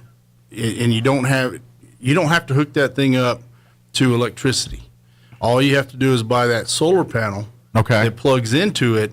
And the reason that is a better option anyway is because if for some reason the storm knocks out your electricity, you have the Ring camera is still going, and you can still view it on your phone. Makes sense. You can actually record it on your phone even if you don't have the internet. Right. So there's ways to which I imagine people out in the county that are farmers and ranchers and things. Yeah, you can just put them anywhere. Yeah, exactly. And it's really convenient for them. Yeah, they pick up sound forever, and that is one of the best systems that I have seen, and the cheapest. Well, and because it's not a monthly fee. Yeah, and you do, and I would imagine too, because especially property crime.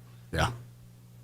It's really hard. I'm guessing, and I don't know numbers, but I'm guessing once something's stolen, the odds of you actually getting it back are pretty slim. Just the statistics don't jive with getting it back. Right. However, I'm going to bet that people with Ring cams and stuff have a higher percentage of either it not getting stolen in the first place, or they were able to recover it because they had good information to leads to track down and apprehend the people that did what they did. And you may not get your item back, but we're going to get the person who did it. Sure. And the craziest thing is some of these camera systems that are out there that they sell, they take pictures and you look like Bigfoot walking through there. You don't even know who it is, know. But what's crazy is I can put that image, even if it looks like Bigfoot, on Facebook, and somebody knows you're the way you walk, the way you you wear. They know everything. So and it could be anything. It could be a shirt. It could be a color. It could be a hairstyle. It's like, I know what that is. You know, the glasses you wear. Yeah, exactly. Everything. So so that is a good thing. But I want to say something about the sergeants from the sheriff's office. They are the boots on the ground. You know, one of the things that I will say. Are they the senior airmen of the United States Air Force? Really you would know are. that reference as an Air Force I vet. do, yes. Yes. So when you put them out there, the one thing that I can tell you in our department, in a lot of departments, the sergeants don't handle calls. The patrolmen do the work. Here, the sergeants are the backup unit. They go to almost every single call because they are the secondary unit. No matter where they are dispatched to, if it's valley, if it's north, south, it doesn't matter. They're the secondary unit. So if something gets hairy, they're the first ones in. They're the first ones there. Yeah. To de-escalate or do what they got to do to handle the situation. Right. And then one of the things that we really look for in a person who we're going to promote as a sergeant is your ability to not only to talk, but to be able to lead and give other people's day give them directions throughout their day. Sure. And be that mentor to the younger deputy. Yeah, a lot of people don't want to be the one to have to tell another person what to do because it's going to make them mad or it's going to make them upset. Well, and especially with today's generations, if in any other job, I think other than where you have a military structure, kind of like what we have and other law enforcement agencies have, you have. I can only imagine it is difficult to deal with the youngsters of today. Well, it's a questioning thing, and I'm not saying questioning's bad because it's not. No, it's but there's a deal in our line of work. It says if it is lawful, if it is within the law, So basically within the law, ethical, and makes sense. Common sense. Then you're going to have to do it. You just can't question it and not do it. You can question it after you're done. Well, and I think you have to do it. Well, and here's the difference between, and I think law enforcement and my experience in military and that style of operation. Yeah. Because even though, and even the military, we joke about it. They do things, and sometimes you're like, well, I have no idea why they do it, but in essence, we do. I mean, because. And I think this is the difference. And Sergeant, if I'm wrong, please tell me here. I think you understand the bigger picture when you're in the military, or because in your training there's so much driving that team concept, and so everyone in that mindset is like, no, together we're only going to fix this together. We're in a non-military / law enforcement where they don't structure that way, right? Where people, and I'm not saying it's a bad thing, right? But it creates that element of, well, what the heck's that for? That's stupid. Yeah. And you may say that in your world, but people are like, well, it's only stupid because you don't know what the adverse side of it could be. If it goes by plan, then it looks stupid because nothing happened. I believe there's no mission. You know what I mean? You when you have a mission statement and you have you know exactly what your day-to-day duties are, and you know that other people are counting on you, it makes a big difference. Sure. And he right now, the sergeants and Sergeant Sanchez, they're doing the roadblocks. They are doing so much more. Really, just when you're short-handed, the sergeant is the one who does most of the extra work. You're filling the gap in the line, so to speak. Yeah. And like I said, right now we are very lucky and blessed to have the people in the sergeant's positions that we do have. And I think with him specifically, he has the ability to go into the schools, and he does talk to the kids, and he really does enjoy that. And there's going to and that's the same path that I have. Sure. I believe that right now we can make a difference.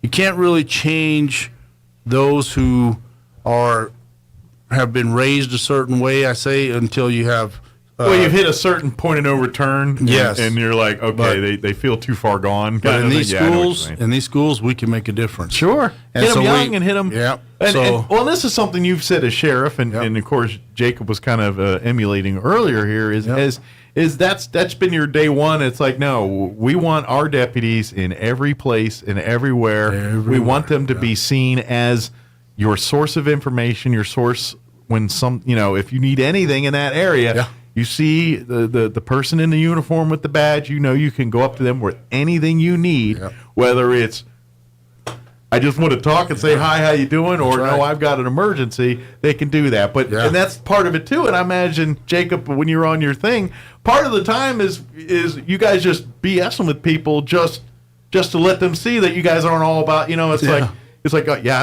like football, too, man. Or I like, whatever it is you're into. A lot of times we have just normal conversations with people. Even on a lot of traffic stops, people think, oh, I'm going to get a ticket. And then we talk to them just like they're our old buddy and just actually educate them, on why we're stopping them, because there is a ton of traffic statutes, and there's a lot of little ones that people have no clue. Sure. Yeah. And it's almost like, did you know this? Yeah. Oh, I didn't know that. Well, let me educate you on it.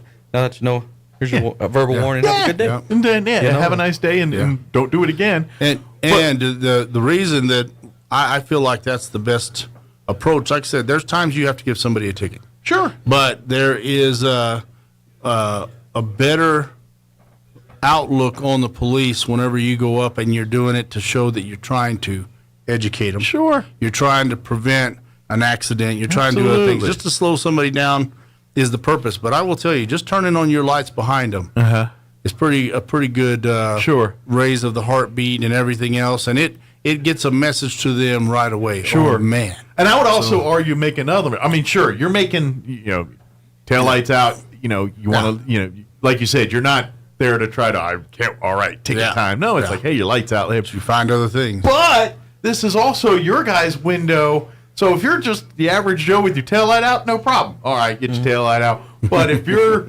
the guy with the taillight out and also have a warrant because you're a drug dealer or whatever you did, trafficking or whatever 1,000 things that you did, that's how they find it. And 9 times out of 10, you catch people with felony warrants because you pulled them over for running a stop sign or their taillight was out or the license plate light was out. So I get it. And you're like, why don't you just pull me over? But at the same time, this is also the moment to find out if you're on the up and up. That's and so if you don't have a warrant or anything, it's no big deal. But if you have a warrant, then guess what? You're probably going to jail that night. Right. But that is a tool that law enforcement uses to apprehend folks like this. It's not cost effective to go knocking on people's doors and busting people down because they have a warrant for not paying traffic tickets. Or they have a warrant because they're not paying child support. We can't go busting everybody's doors down doing that stuff. So how do you catch them? When they run a stop sign they do a thing, and now we got you. Now it's time to pay the pauper. You brought yourself into our world, and now we're gonna get you. And that's how law enforcement works. And so, if you understand that, do your right, pay your bills, do your thing, don't get arrested, and you don't have those problems. And the other part of that is visibility. It lets people see us out there, see us working. Sure. Also, one thing, like I said, for us, and especially since I have been in this position as the sheriff, the community has helped the sheriff's office like you've never seen before. And you guys can't do your job without the tips, without the information. That's exactly right. Yeah. And also for community events. So what we have upcoming now, and you know this already, we have the fair coming. Yes, we're the 1st of month October. Or so away. Yeah, we're months it's coming up away. quick. Yeah. And we have Halloween coming that is about 2 months away. Sheriff's Department, the annual collection of the candy. Annual collection of the candy. So one thing that I did want to put out there today is that if you can and you are willing to do so, bring to the Chaves County a bag of candy. Yeah, it'd be awesome. And every little bit helps us. We go to so many different events, and we are all over this community giving out candy, and we also have coming up the fair, which we like to have candy on the table because it draws people to the table. Yeah. And it allows us to be they able see to a bunch of talk guys to with you. badges on. They're like, I'm not going over there. I'm not and they going say, over wait, there. there's candy. That's how it is. That's how it is. Candy lures you in. It don't matter. It's like that little piece of cheese on a mousetrap. Hey. The mouse just seen Oh man, but what's he going to do? He's coming in.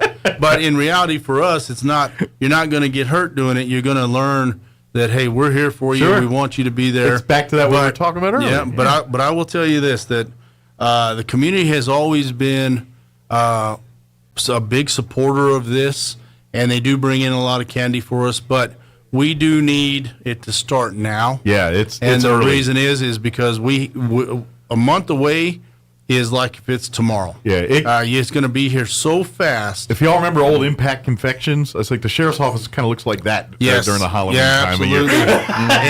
and I'll tell you, we do things for the cheese plant. We do things for just everybody. We do it for Chimera. We do it out at Church on the Move. We do it. There's so many of them that we have. Sure. We got them for some of the car shows, just everything. But we also, the county has adopted Pecos Elementary as their school. So we collect, the county collects supplies and all that. So what we do is we decorate up the sheriff's office and we make it into like not really a haunted house, but it's got the same theme. Just Halloween nobody theme. jumps out and scares you. Yeah. Non-scary haunted house. Non-scary haunted house, yeah. So we decorate up, and we have all of Pecos Elementary come over to our building. We give them candy. We do lots of stuff. They play games. They do whatever. Seeing law enforcement in the good side. And not, seeing, yes. And so for us, that's awesome. another event that we would do it. If I could, I would tell you I would buy all the candy myself, but I just don't make that much money. I was going to say, sheriff's salary isn't that much. Yeah, sheriff's salary isn't that much. But I tell you, when I see this, these events, and we're able to get there and do this, the response is worth everything. Sure. And so one of the things that I tell all the deputies, and he's on board with this as well because he's a part of this, is that we have to go and deal with the community at community events and see why we deal with the bad every day. Sure. Because there are good people out there, and we're getting to see them having fun. Sure. We're getting to see them where they're not in fear of nothing because they know we're around. And I can tell you there's no better feeling than to say, you know what, because we go out and deal with the worst of the worst, these things can still happen in Chaves County. And I would also guess, and I know this is a whole other conversation, Jacob, this is probably good for the mental health of your own deputies. Yeah. You know, night shift after shift, seeing the worst in humanity. Yeah. An evening or an afternoon of seeing the best in humanity is just fuel for that soul there, I think. For you. Is that pretty safe thing to say, Jacob? It's pretty accurate. It really is. And, but one thing I will tell you is to go out and meet people is not something you have to be either born with it or trained to do it. Sure. And there are some people who are not born with it.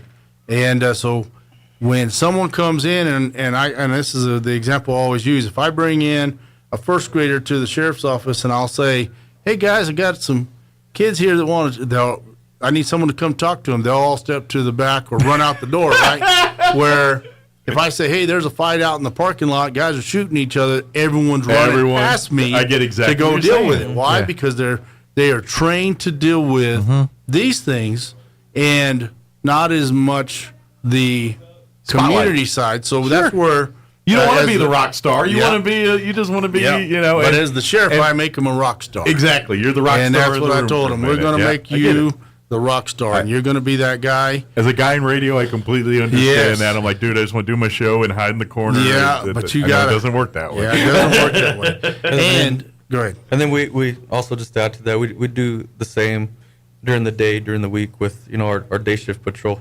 Our guys when there's a little bit of downtime, they'll go walk the schools. Yeah. Absolutely. And it's they're there to show some security. Sure. A lot of people feel good when there's absolutely. Law enforcement. You Also, feel the safe kids, when you see the kids like to see us there. They get to know us. And it's they'll a start chance building that trust. Yeah, with the I'm sure the in kids come up and schools. ask them all kinds of questions about stuff on your uniform. Oh, yeah. all that kind of stuff. But it's crazy. Our kids have been through a lot, so they know what most of it is. They're going to tell you. Yeah, that's they know what it is. How do you even know what that is? but It's but that's the dialogue you want. Yeah, you that's what them we want. talking Yeah. and hanging out, and who knows? Yeah. You probably meeting future deputies there. Absolutely, in the group too, that's my plan. That's the whole That's my point plan. there. So, Well- real quick, we're almost out of time, but I do want to talk. Of course, if you're interested in career, they're always taking applications at the sheriff's office here. Best bet is just come down to the department or go to the website and fill out. On Facebook, I have a what are those little reader things? The QR code. The QR code. Yeah. So we're getting ready to put that onto the Facebook page. You can actually just scan that with your phone. Okay. It takes you right to the application process. High tech, huh? And but not for. I'm telling you, I don't even know what it says. So I think I just ordered a pizza. I'm not sure. But I will say this: it is to get people to move. You have to make it convenient, and so we've had some great people testing here in the last couple of days. They've passed the tests, and we've got 5 at the academy now. We had 3 that graduated the academy this last time. Nice.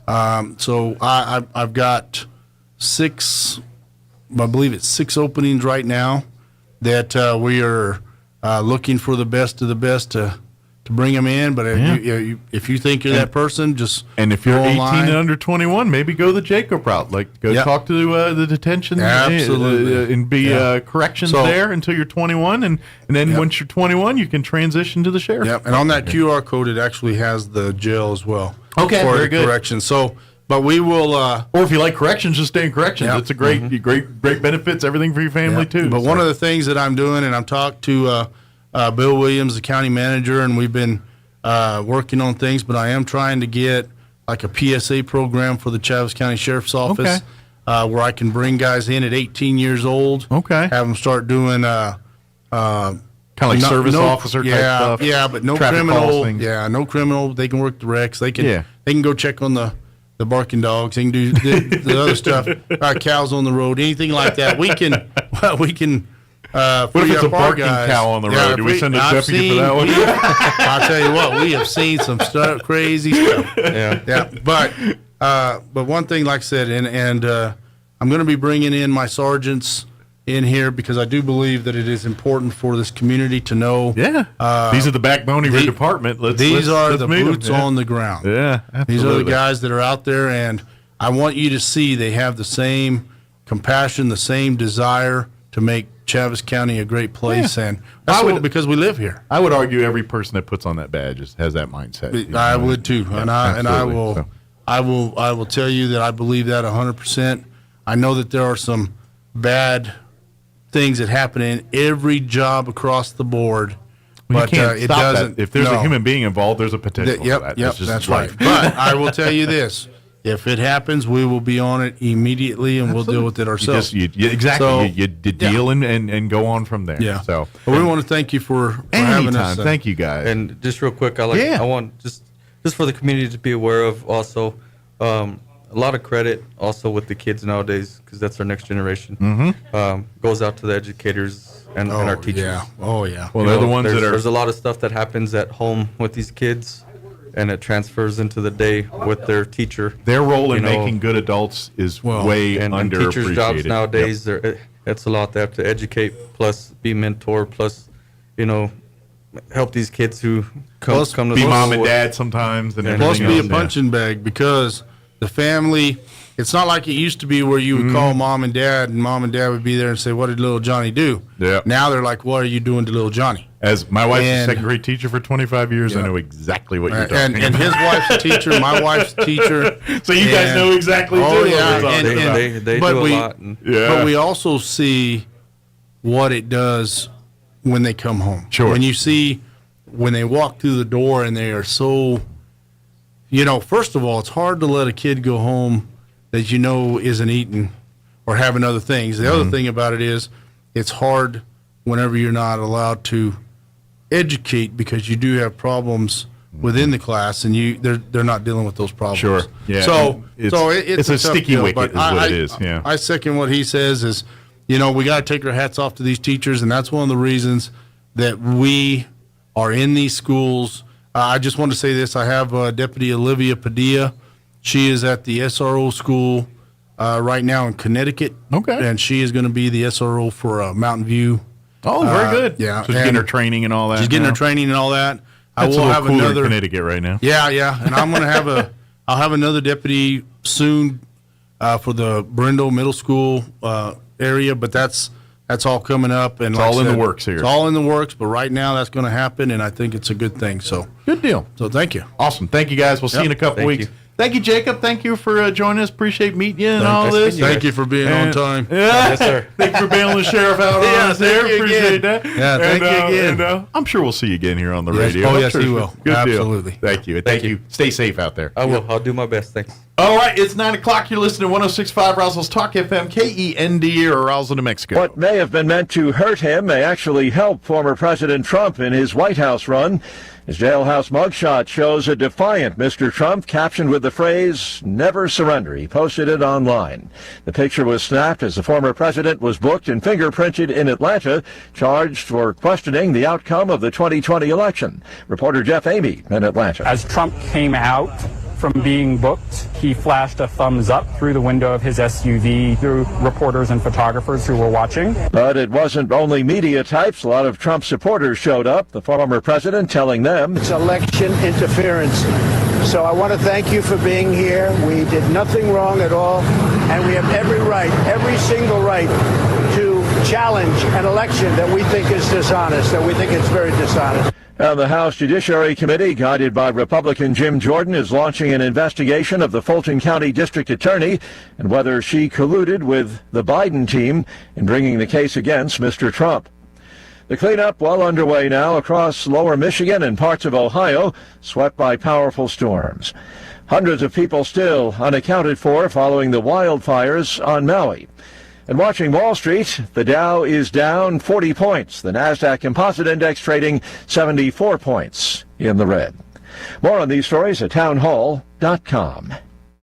Everybody wants cheap airfare, but where do you find it? You call low-cost airlines. Their prices are direct from the airlines, and they're so low you can't find these fares published anywhere. They specialize in cheap flights, discount hotel rooms, cheap car rental rates, and great package deals anywhere around the world. Wherever you want to go, they can help you get there cheaply and with a best price guarantee. If you want the lowest prices on your airline tickets or other travel services, call now. That's right, call. That's the only way to get these rates. Experts are standing by 24/7 to get you the cheapest airfare and hotel rates available. So don't wait. Call right now for the lowest travel prices anywhere and for great last-minute travel deals too. Call 866-755-5300. That's 866-755-5300. Again, that's 866-755-5300. Call us right now. As part of its ongoing support of Ukraine in the war with Russia, the U.S. will soon host Ukrainian pilots for training on American-made F-16 fighter jets. At the Pentagon, Brigadier General Pat Ryder. Following English language training for pilots in September, F-16 flying training is expected to begin in October at Morris Air National Guard Base in Tucson, Arizona. The training is part of a U.S.-European effort to get the advanced fighter jets to Ukraine for its defense against invading Russian forces. But the Pentagon press secretary cautions it'll take years for Ukraine to have battle-ready F-16 squadrons. Although some Ukrainian pilots have English language skills, we are anticipating that all of the pilots coming to the United States will require some level of additional English language instruction, given the complexities and the specialized English that's required to fly these aircraft. Ben Thomas, Washington. News and analysis at townhall.com. Federal judge has approved an updated Great Lakes fishing agreement between 4 Native American tribes and government agencies. The deal extends for 24 years, a system overseeing commercial and sport fishing in parts of Lakes Michigan, Huron, and Superior. The affected areas were included in an 1836 treaty under which tribes ceded land to Michigan but retained hunting and fishing rights. The judge ruled the agreements respect tribal rights and preserves the fishery, but sport fishing groups say the use of tribal gill nets, which they say kill too many fish, could further deplete struggling whitefish and lake trout. Rhonda Rockstra reporting. NASA and SpaceX have delayed for 24 hours the launch of 4 astronauts to the International Space Station. This will give technicians some more time to iron out some unresolved issues. The launch now set for early tomorrow morning, and the weather at launch time is expected to cooperate. More on these stories at townhall.com.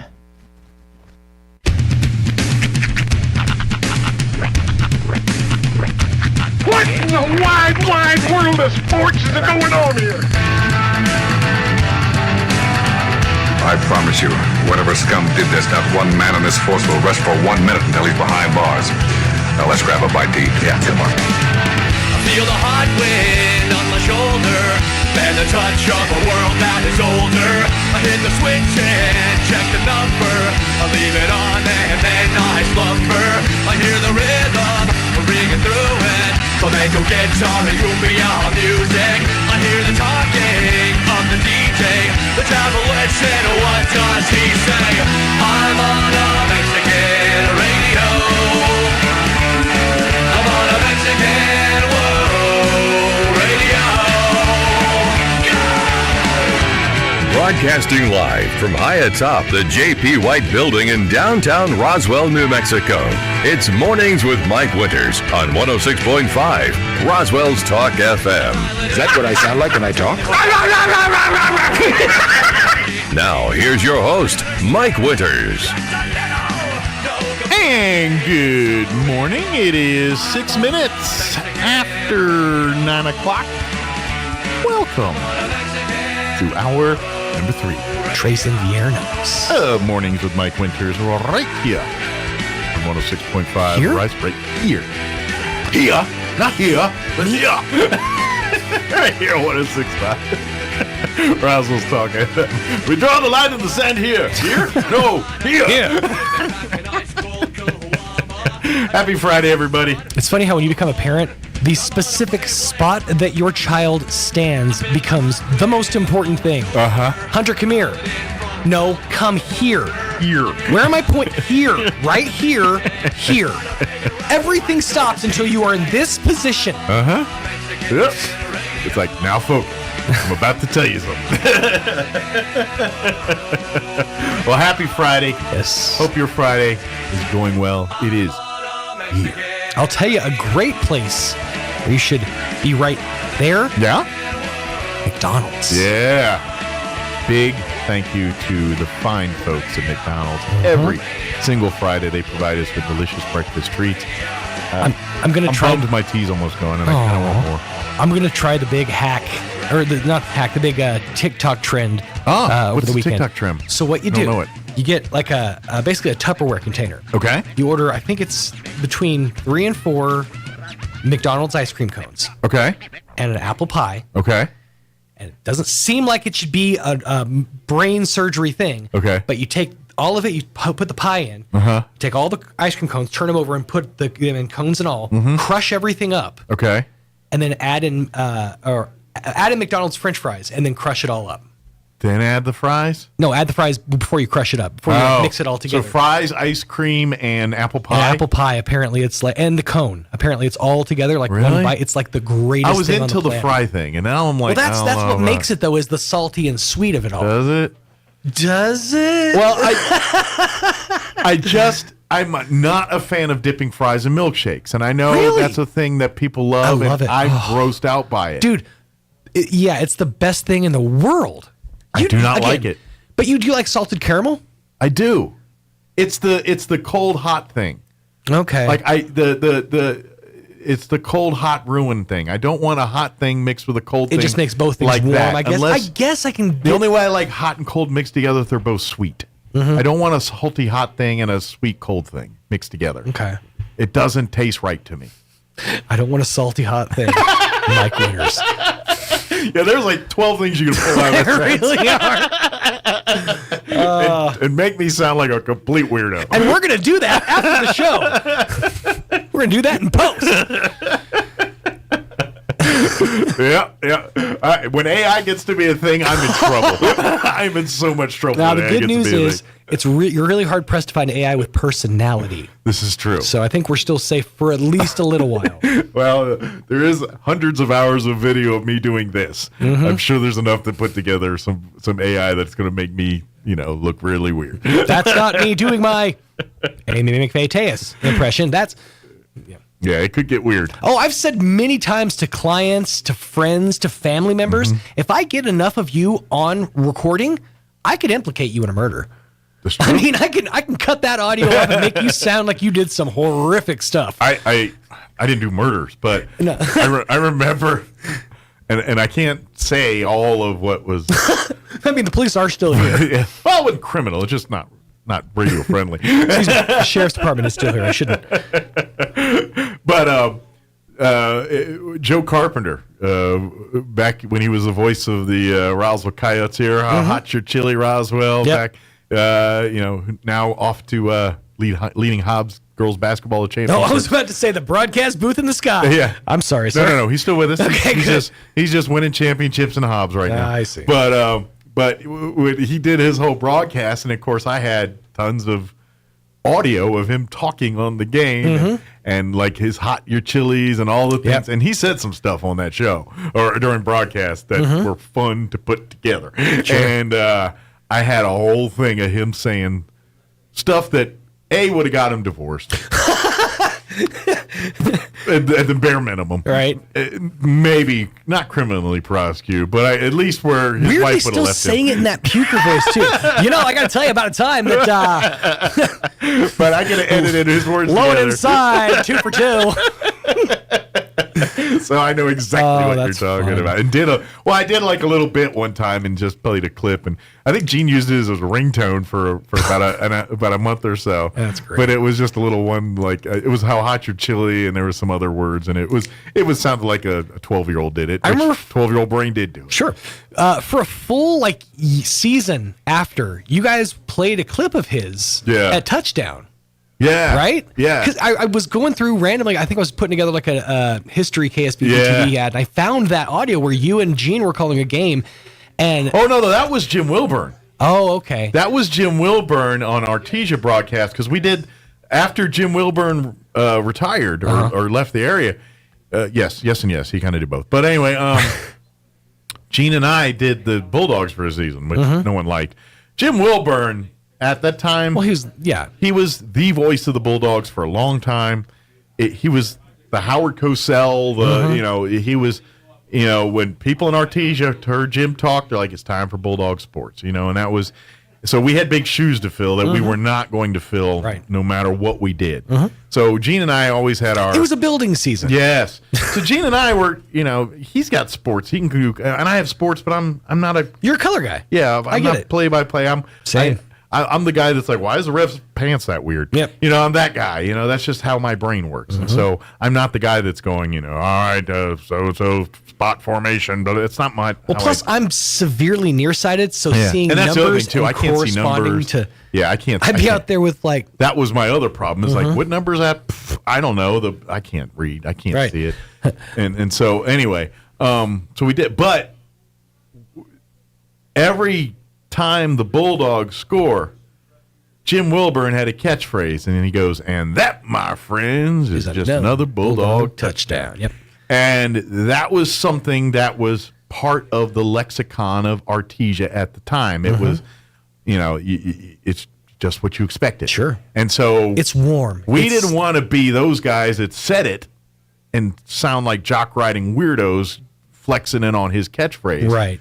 We didn't want to come up with a new one because that's weird, trying to come up with a new catchphrase. To me, no, it catchphrase has to be born organically. Exactly. So that doesn't work. Right. So literally we said, well, you know what? Let's take Jim, take a little clip, and we'll hit a hotkey on that bad boy, and anytime they score, Jim will do it for this year. There you go. And that's what we did that year. So that's probably what you... Surprised you didn't come at you with a cease and desist, but yeah. That, my friends, is just another cease and desist. Nah, Wilburn. Actually, Wilburn still calls a game every once in a while. Yeah. Like he'll come to town, and usually like if there's a baseball tournament or something, Artesia's hosting, Jim will come into town and visit friends and then call the tournament for the weekend. And then, gallivant off back He to his springs in Artesia. Yes. When he's not hanging out at coffee shops with scantily clad women. Just kidding. He did that once, and now that's all I talk about. It's not how many times you do it. It's how well you do it the time that you do it. It's like, man, that guy drinks a lot of coffee. It is 9:14. We're going to replay our interview we had with Amy McVeigh-Tejas talking about the big Guy Penrod concert next Thursday night at Grace Community Church. We'll play that for you here in just a bit. I'm waiting for next Friday so that he'll stop staring at me. At this point, it's just kind of creepy. I'm going to leave it there forever. Literally, his eyes follow you everywhere in the room. Try it. I've tried it 3 times with the lights off. It's really weird. Actually, I have a guy behind that thing staring at you. Just like the Scooby-Doo cartoon. Like, oh, look, it blinked. It's a painting of his eyeballs behind it. It was me. I changed my contact lenses. My eyes are blue now. Never saw it coming. Roy. You rascal. It's 9:15. Here's your weather. I'm meteorologist Steve Hamilton with your Pecos Valley weather. We have dry air in place for now, so we'll stay sunny today. Afternoon high in the mid-90s and a little bit breezy. Overnight, a few clouds and upper 60s, and then pretty hot on Saturday. Our afternoon highs in the upper 90s, and we get another sunny day. A few clouds on Saturday night and low 70s. Then we have a slight chance of an afternoon shower or thunderstorm on Sunday and upper 90s. That's your latest forecast. I'm meteorologist Steve Hamilton. Thank you, Steve. Currently 78 degrees here in Roswell. Humidity is at 56%. My glasses need to get thicker. Winds currently out of the south at 5 miles per hour. Sunny and 96 today with south winds 5 to 10 miles per hour. Partly cloudy tonight with an overnight low of 69 degrees. Winds will be out of the southwest 5 to 15. Saturday, sunny and 97. North winds 5 to 10 miles per hour. Tomorrow night, partly cloudy with an overnight low of 71. And then Sunday and Monday, that rain thing's back in the forecast. We're looking at a 20% chance for afternoon showers and thunderstorms on Sunday, mostly sunny and 97. 30% chance of rain Sunday night with an overnight low of 71 or mostly cloudy skies. And then Monday, 60% chance of afternoon showers and thunderstorms. Some storms could be severe, mostly cloudy and 91. 60% chance of showers and thunderstorms Monday night. Once again, could be severe in nature, some of those. And then Tuesday, we're looking at a 40% chance of rain with a high of 89 under mostly cloudy skies. Yeah, below 90 on Tuesday. I know you're not going to know what to do with yourself. I won't either, but we'll figure it out together. All right, 9:17. We're going to take a 3.5-minute break, and then we're going to play our interview with Amy McVeigh-Tejas talking about the Guy Penrod Show 1 week from Thursday. Don't go away. Attention Roswell, Carlsbad, Artesia, and surrounding areas. Roswell Tire and Appliance has what you're looking for with a great selection of refrigerators, freezers, washers and dryers, and ranges, and they can prepare your appliance as well with many models in stock and on sale. You can own it today. RTA services after the sale with repair, warranty, and delivery to Roswell and surrounding areas. Save big on a selection of scratch and dent appliances too, plus a great selection of tires and a team of people to help you when you need it most. Roswell Tire and Appliance, 101 South Main in downtown Roswell. You've heard of a Four Seasons room, but have you heard of a Four Seasons window? Jennifer here from Trustmark Roofing and Windows. It might surprise you to learn many windows are built to handle only the cold or only the heat, but not both. In Southeast New Mexico, one or the other doesn't cut it. That's why Trustmark windows are built to handle our Four Seasons climate, the scorching summers, the bone-chilling winters, and everything in between. Special glass coating blocks extreme UV rays, a stout frame prevents warping from the extreme weather changes, and insulated glass is like putting your home in a giant styrofoam cooler in the winter and keeps cold out and warmth in. And in the summer, it keeps heat out and cool in. For our Four Seasons weather, get Four Seasons windows. Call today for your no-obligation spring window assessment, 575-755-7663, or visit TrustmarkRoofPros.com. Trustmark Roofing, we put people first. The lot at Roswell Ford is fully loaded, and that means savings across the lot on both new and pre-owned vehicles. with 0 down, no payments for 90 days, and 0.9% APR on select vehicles across the lot. Plus, brand new Broncos, Bronco Raptors, F-150s, and Super Duty Ford trucks. The Roswell Ford pre-owned lot is layer deep with great low-mileage vehicles, including Challenger, Corvette, Broncos, F-150s, and more. Worried about your credit score? Well, worry no more. With a job bringing home just $3.99 a week, Roswell Ford's aggressive lenders will push to get you approved. And Roswell Ford will take any trade, any condition, even if you owe thousands more than your car's value. Hurry to Roswell Ford today because the rebates, discounts, and savings have never been bigger. All happening now at Roswell Ford, the home of Tailgate Nation at the corner of 9th and Main. We have embarked on several remodel jobs in our home over the years. No matter what home you have, it always requires updates, repairs, and improvements. Some projects are simply touch-ups. Some are some rebuilds. And if you've ever had a flood or a fire, it can be devastating and it costs you a total rebuild. People work the same way. Genesis 1:27 says, "So God created mankind in his own image. In the image of God, he created them." I think what God is saying there is that when we're born, our soul is pure and without sin. Nothing's dinged, nothing's damaged. But as time goes on, we make wrong choices and choose sin over what's right. We get damaged by our bad choices. But because of God's saving grace, we can rebuild fresh and new. In 2 Corinthians, the writer tells us that the Lord can transform us back into his image with ever-increasing glory. That transformation isn't a one-time event. Christ renews us, revives us, and rebuilds us every day through his forgiving grace. No matter if your life needs a complete rebuild or if you just need a little touch-up, God is there to transform you closer to his perfect image. Join us at the Country Club Road Church of Christ for worship at 10 a.m. on Sunday, located on the corner of Country Club and Washington in Roswell. If you suffer from pogonophobia, you would not want to attend a party with the following people: Kenny Rogers, Santa Claus, Willie Nelson, the cast of Duck Dynasty, and 2/3 of ZZ Top. Here's Mike Winters. And good morning. It is 27 minutes after 8 o'clock, and joining us in studio this morning from the Historical Society for Southeast New Mexico, Amy McVeigh is back with us. Good morning, Amy. Good morning. How are you today? Good. Well, we're 1 week out. Yes. It's official 1 week notice. Wow. This time next week, Guy Penrod will be in town, and he's going to do an amazing concert, 7 p.m. at Grace Community Church. Good news is, if you have not purchased your general admission tickets yet, we still have tickets available. Mm-hmm. But I can't guarantee 1 week from tonight we will. So get them now while we have them. So. Right. We've been asked numerous times, will we be selling them at the door? And we just can't guarantee that. I feel confident those won't be available. Sure. Can't guarantee they will or they won't. Don't expect that. Yeah. That's not a guarantee. We've had a couple months now. There's been ample warnings, notice. Right. There shouldn't be a reason to wait till the day of. That's Let's go ahead and get it done this week. This is kind of this last minute. I'll keep reminding you all this week here, but this is really a cool opportunity. And for folks that aren't familiar with Guy Penrod, go do a Google search. For sure. And you're going to realize, oh, dang, he's a little bigger than I thought he was. And sure, if you're not into country gospel, that kind of thing, maybe he's not on your radar. But once you open it up and you're like, oh, Guy Penrod's kind of a mainstay in that, and much of the, when you. Like certain people, when you think of genres of music and you think of certain artists, well, Guy Penrod's the one you think of when you think of some of this country gospel, and especially his earlier stuff with the Gaither vocal the Gaither band. Brothers. Yeah, I was my Gaither, brain completely. Yeah, the Gaither vocal. Yeah, band. and so he kind of got his fame there, and then took from that and made his solo career out of it. I think it was really cool when I, like I said, when I was.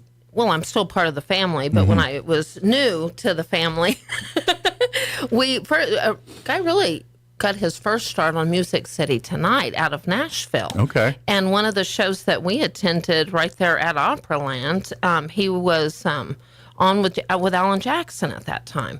And, I think that one thing that I love most about Guy, his heart for the Lord is evident. He's a true, genuine person. But humble comes to mind.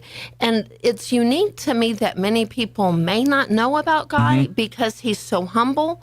But whether I said Vince Gill, whether I said Winona Naomi Judd, whether I said Dolly Parton, whether I said Garth Brooks, you name it, he's been a part of that world. Sure. He intentionally, he does 100% fall under the categorization through his employment, consistency of Gaither Vocal Band, but he has sang with the best of the best of the best. He is gospel is his heart and soul. Sure. But when you talk about music, ironically, he could preach to you and sing the Bible twice on Sunday.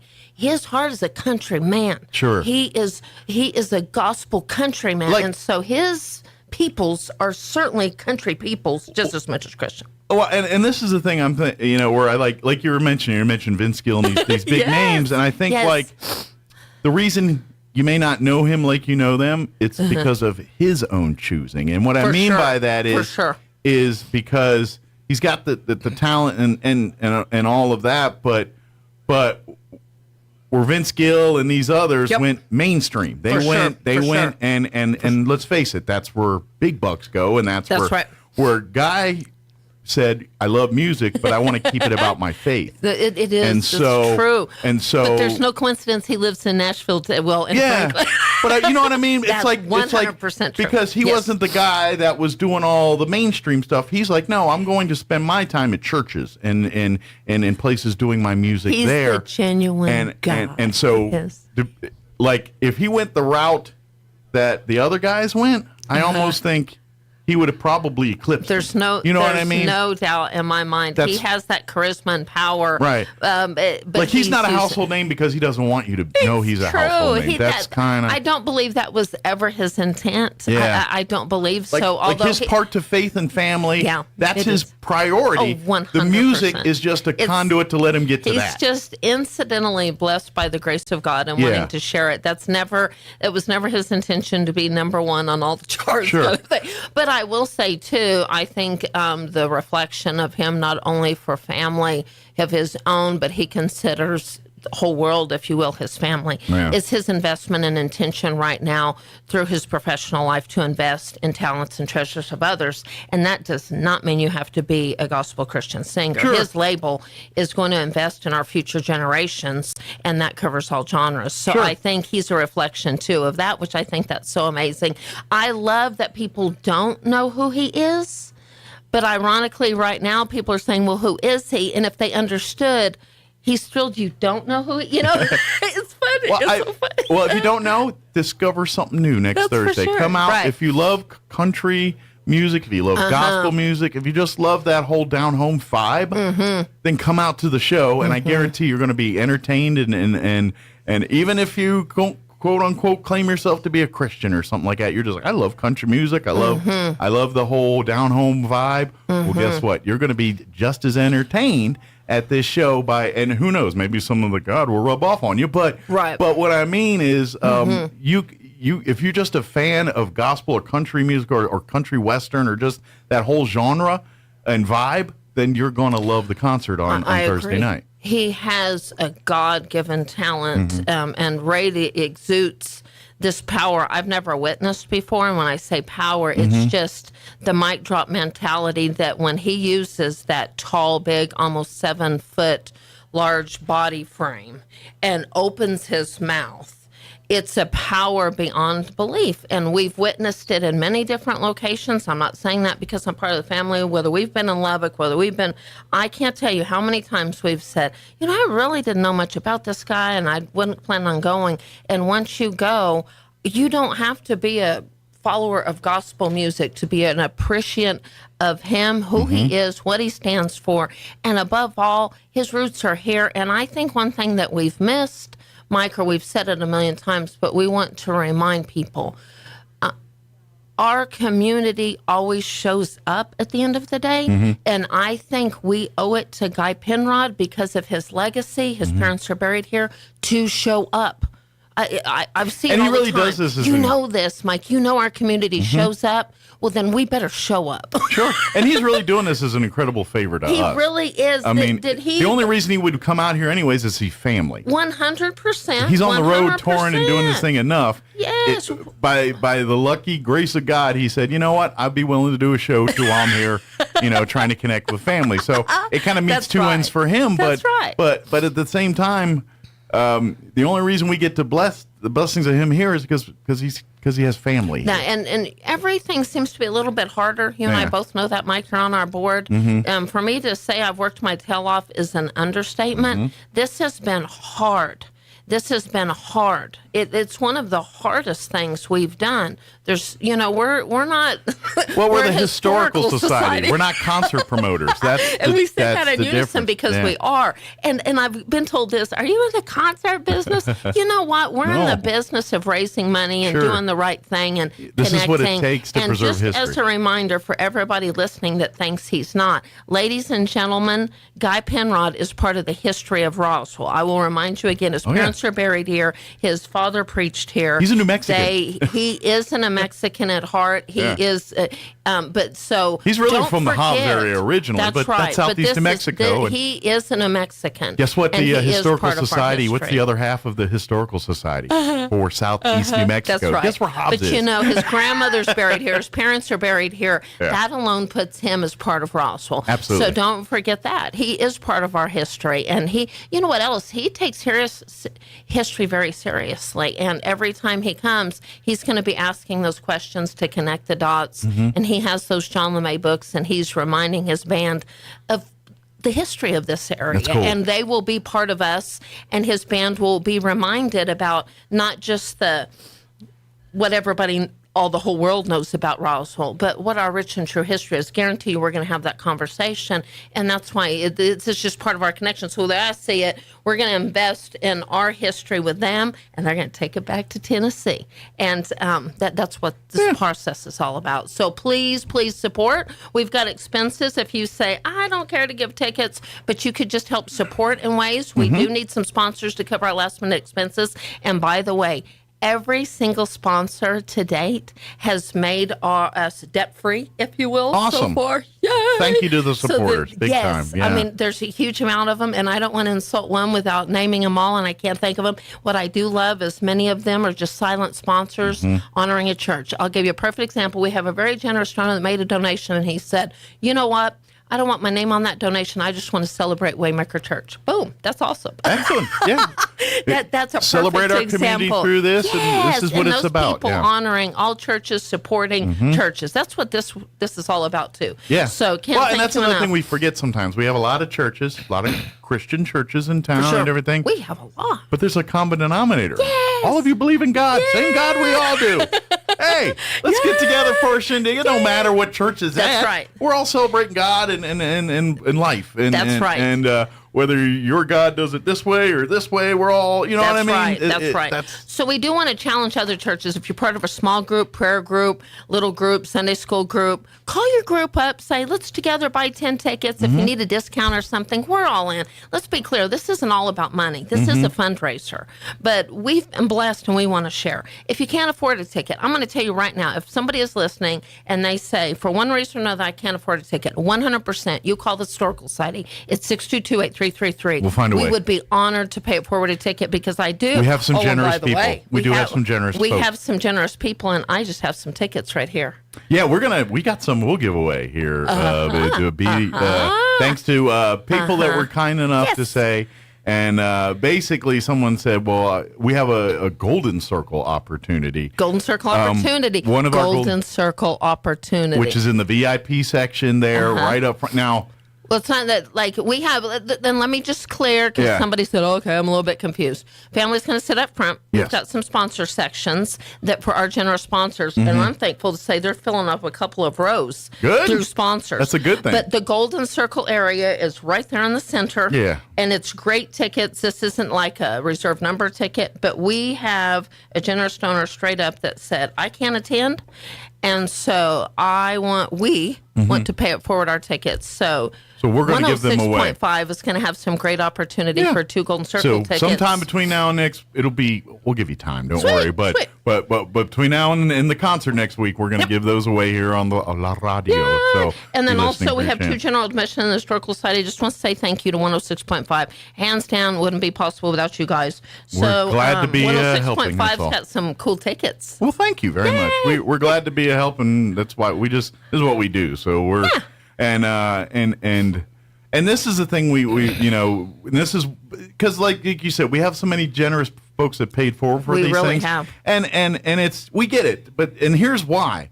Because some of these folks are like, I'm not a gospel person. That's right. not, I like whatever. I don't really listen. That's not my cup of What tea. they do support is what the Historical Society does, and they get that. And yes, at the end of the day, this whole event is to help keep that archive facility going and keeping the museum going Finish and all the of grounds that. project. And this is why we do what we do on this. Yep. But it's the synergy side because Yes. Guy Penrod and his place in our community and our history and what he's done internationally, that's you're right. It All over feels the world. And so it does jive there. But yes, like we said at the beginning, we're the Historical Society. We're not a concert promoter. We're not that person at all. And have we been to Grace like 10 to 20 Yeah. times to make sure we've got it all? Yes, and we have. And we're That's- so thankful for that Yes. partnership with Grace because the parts where we look like idiots, they can kind of help us feel. You know what I mean? That's like right. where we're lacking, they can help, and That's then the other side. Couldn't thank Richard Jolly, Kenny Lewis, pastor, and then Jeff Everly, security. We were sitting down talking, laughing at the end of the day, and then we just had to take a moment and smell the roses. Yeah. Heard that, Nelda, and we've had some people. We had to sit and smell the roses, but we said, we're planning this Guy Penrod concert. Yeah. So don't get all wound up in the details. We need to take it in and be appreciative that Guy's coming. Oh, and Lillian. Lillian said take time to smell the roses. Thank you, Lillian. We do. We do need to take time to smell. So let me be clear on something for people that are confused saying, whose concert? Where do we go for this? It is a little bit confusing. This is the bottom line. This is an event sponsored by the Historical Society. Can you still get general admission tickets at the Historical Society? Yes. 622-8333. Text me at 575-915-4471. That's my cell phone. Or email historydirector@outlook.com. Don't you dare put it off till next week and then be angry because they were gone. That's what happened last time. Yes. This is it also. Tickets are available at Grace Community you can walk Church. right in and pay for them You there, can too. walk right up, but it has to be cash or check Yes. at Grace No Community digital Church. cards or nothing. 8:30 to 4, I believe. Cards have to be handled by the Historical Society. And general admission tickets are $30 a piece. That's right. So you can call them And 30 if or something is keeping you from going regarding you not being able to afford it, 100% let please us reach know. out. We do Or have generous people if you're that somebody that's saying, really, are there people that can't afford it? Yeah. And you just want to drop in a donation and let us, we can straight up. We were paying it forward. I was, Gary, I hope you're listening. I was on the phone with Gary yesterday, and we were paying it forward a ticket to somebody that literally held that ticket and hugged it like, this means something. Sure. That's priceless. Yeah, and we have like volunteers priceless. that help us out every time and do Right. stuff. So you like to bless them with things like this. Oh, for sure. You know, because That's a lot more of them don't have $60 for tickets or At whatever. that particular moment, it's not about us. Yeah. It's about us all working together. Yeah. But we want to thank everybody. This has been a long road. We're at the home stretch. We've got a lot of events coming up. If you want to know more about Museum Day, Books and Blooms Day, the Heritage That's right Dinner. around the corner here, yeah. We've got our Heritage Dinner coming up honoring Mary Lou Glass. We will be sending out some mailers, but let me say this. We cannot afford to mail 40,000.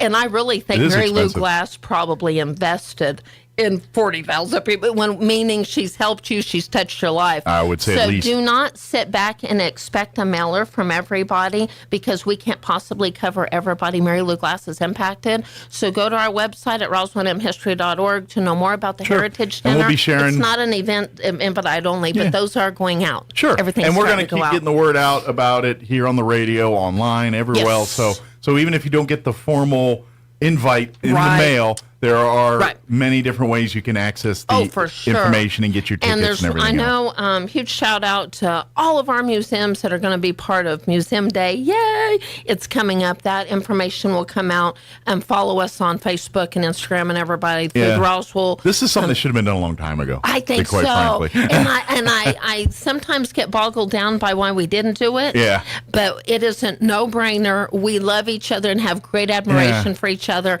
And this is a group effort. support. If we as a community can embrace all of our museums, it will help us all. It will help Roswell, and it is bigger than you could ever imagine. Yeah, if you're not familiar, what's the exact date? Do you know off the top of your head? I don't have it. I don't have it in front of me, and I forgot. Second. No, it's all good. But what it is basically we have a community of. Let's face it, we're a small town feel in a city in something that's a little bigger than small town. Yes. But we're a town of 50,000. We're blessed with so many cultural opportunities as far as museums and things like that. We really are. Some are through the city, some are private. People get big eyes when we say, over 7. It's like you're lucky if a town of this size has a museum, let alone a half dozen of them. Right.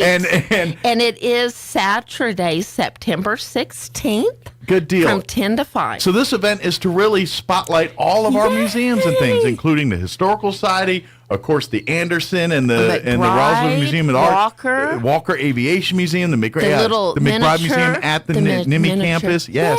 The miniatures, the Anderson. Yes. All really the museums that call Roswell so, home. Mike, let me tell you something. Like every museum was going to have a big swag basket, right?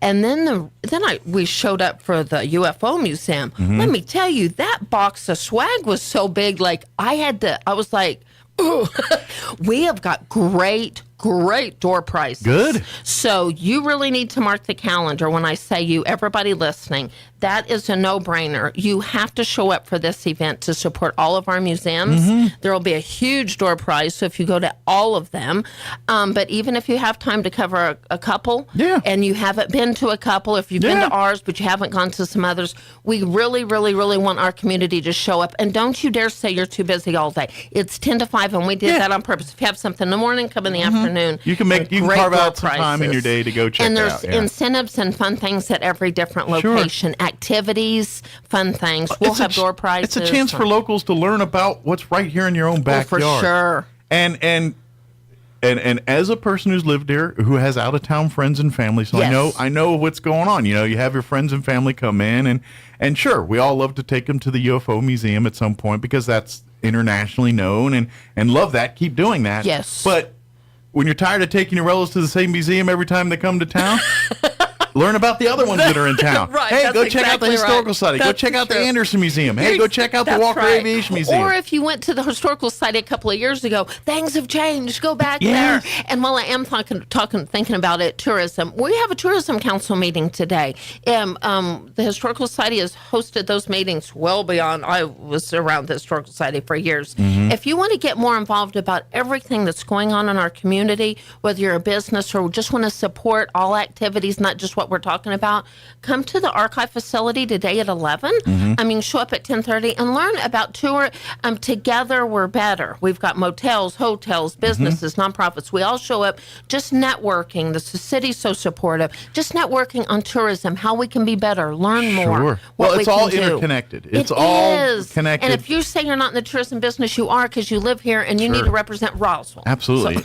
And tourism is a part of the income of this business. Yes, we have dairy and we have, that side of things, oil and gas a little bit and stuff. But when you ask any person on the planet, do you know Roswell? They ain't talking about our cheese.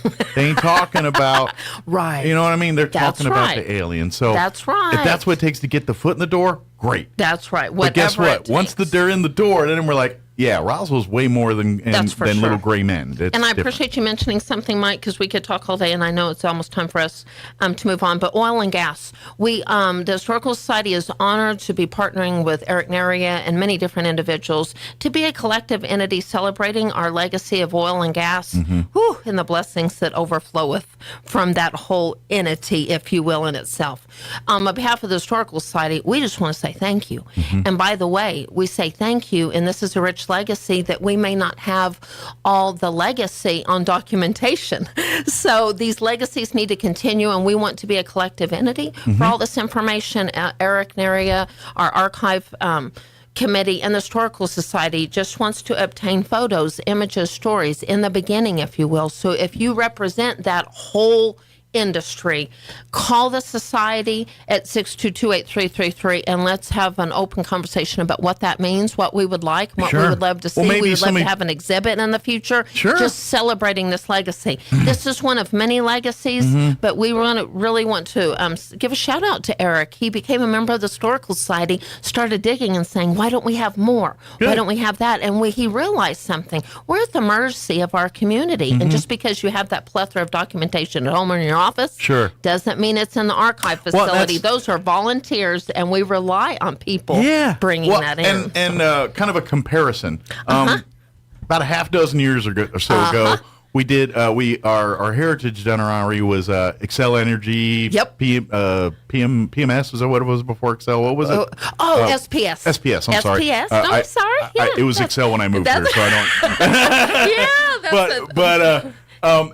And part of the fun with that was, we had our collection of some of this stuff. Right, that's but exactly they right. had their own archive of their history and stuff, and they shared with us. We're kind of looking for the same thing in the oil and gas industry. Huge shout out to Wes. Wes is the historian for SPS Excel Energy. But whether it's dairy producers, whether it's the Gonzalez family, that allowed us the opportunity to celebrate these legacies. But that Excel one kind of 100% almost fits this to what we're looking for to a T, I think. For sure. Yes. It's like, obviously companies that have been around for 100 plus years probably have some of their history and stuff. Don't presume we do. And then a lot of the times, we would love to have a copy or somebody else moves forward through that, and we don't get this documentation. We need these collections for future generations. Or perhaps maybe you do have things that are fragile that maybe your facilities aren't the best to keep them at. Right. We have climate-controlled things, and we're good at preserving things. That's right. Maybe you can allow us to be your steward of that for you. So either way, our archives facility and the staff there would be honored to be for sure the curators of your keepsakes. That's for sure. Like that, so. Need to get those history clubs going. School started. We know that everybody's kind of getting in the groove.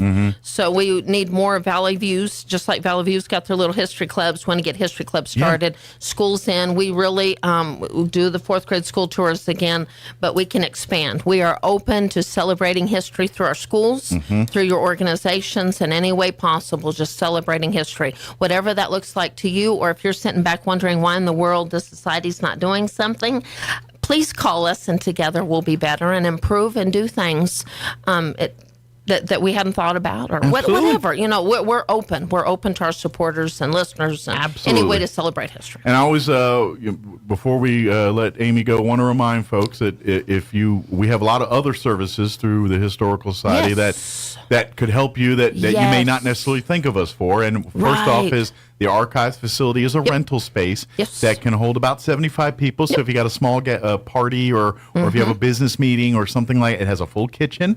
So if you have to have food on premises and stuff, we can make that happen. That's right.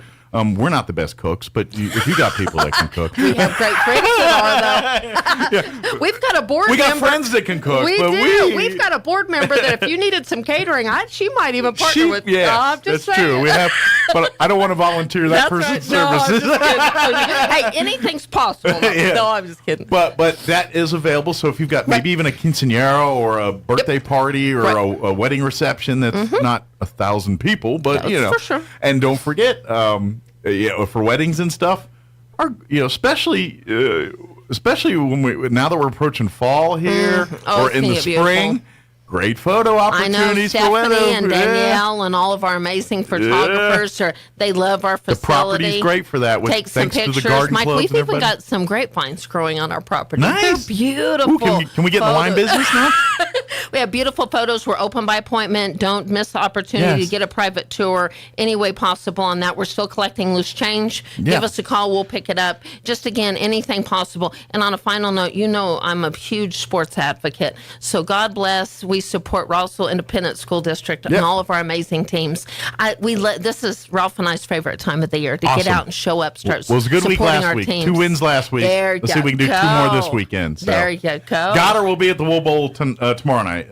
No, it's at Roswell High. It's Roswell High. Is it Roswell? No, Goddard. Well, let me think here. Where is the time? Where was Goddard last week? Goddard was on the road last week, weren't they? No, Goddard was here. Okay, So I think Roswell High's here. Yeah, that's right. Where's the time? My brain's swimming Roswell right High's here. Yeah. But just support your local or get the Roswell Independent School District website is amazing. Yes. With all the athletic activities and just show up and support our great local kids. Yeah, absolutely. I love it. I mean, it's not about Roswell High It's the or other way Goddard or around. Dexter. Roswell's in Carlsbad. Goddard's here hosting Santa Teresa, I think. Gotcha. I think so. Well, yeah. show up and support our local kids, Yeah. whether you've gone to that school or not, because we just love to support our sweet kids. Absolutely. Doing Yeah, great come on things. out and root to get every Friday whether night. it's There's Mexico Military Institute. Well, I that's- love it. Everything's going on. That's kind of where we're lucky.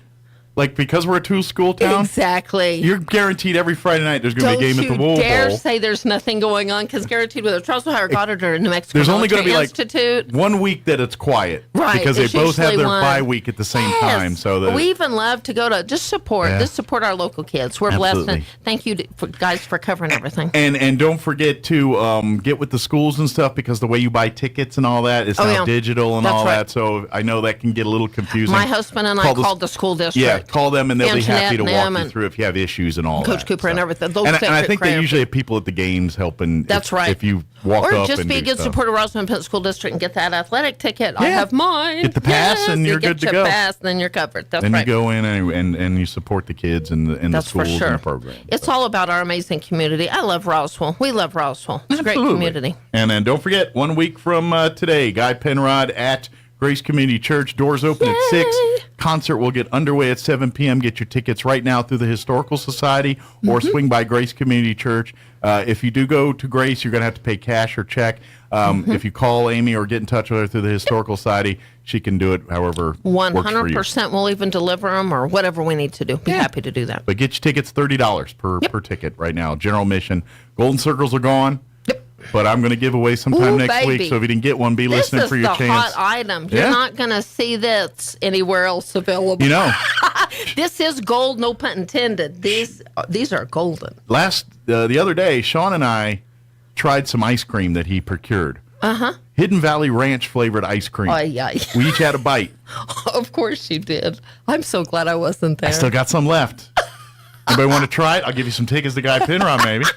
Maybe that's what I do. You want to try some ice cream? Come and have some ice cream with us? Oh, have a little ice cream buffet right here at 106.5. That's right off the top of my head. I percolate, but baby. we did have some ranch ice cream the other day. We had some left.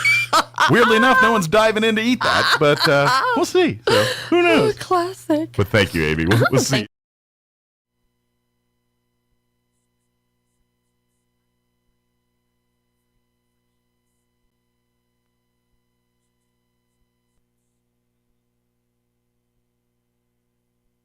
Ho! It's the 15th anniversary of Artesia Chamber of Commerce's Clay's Crusher Fun Shoot. The longest running shoot at the Eddy County Shooting Range is set for Saturday, August 26th.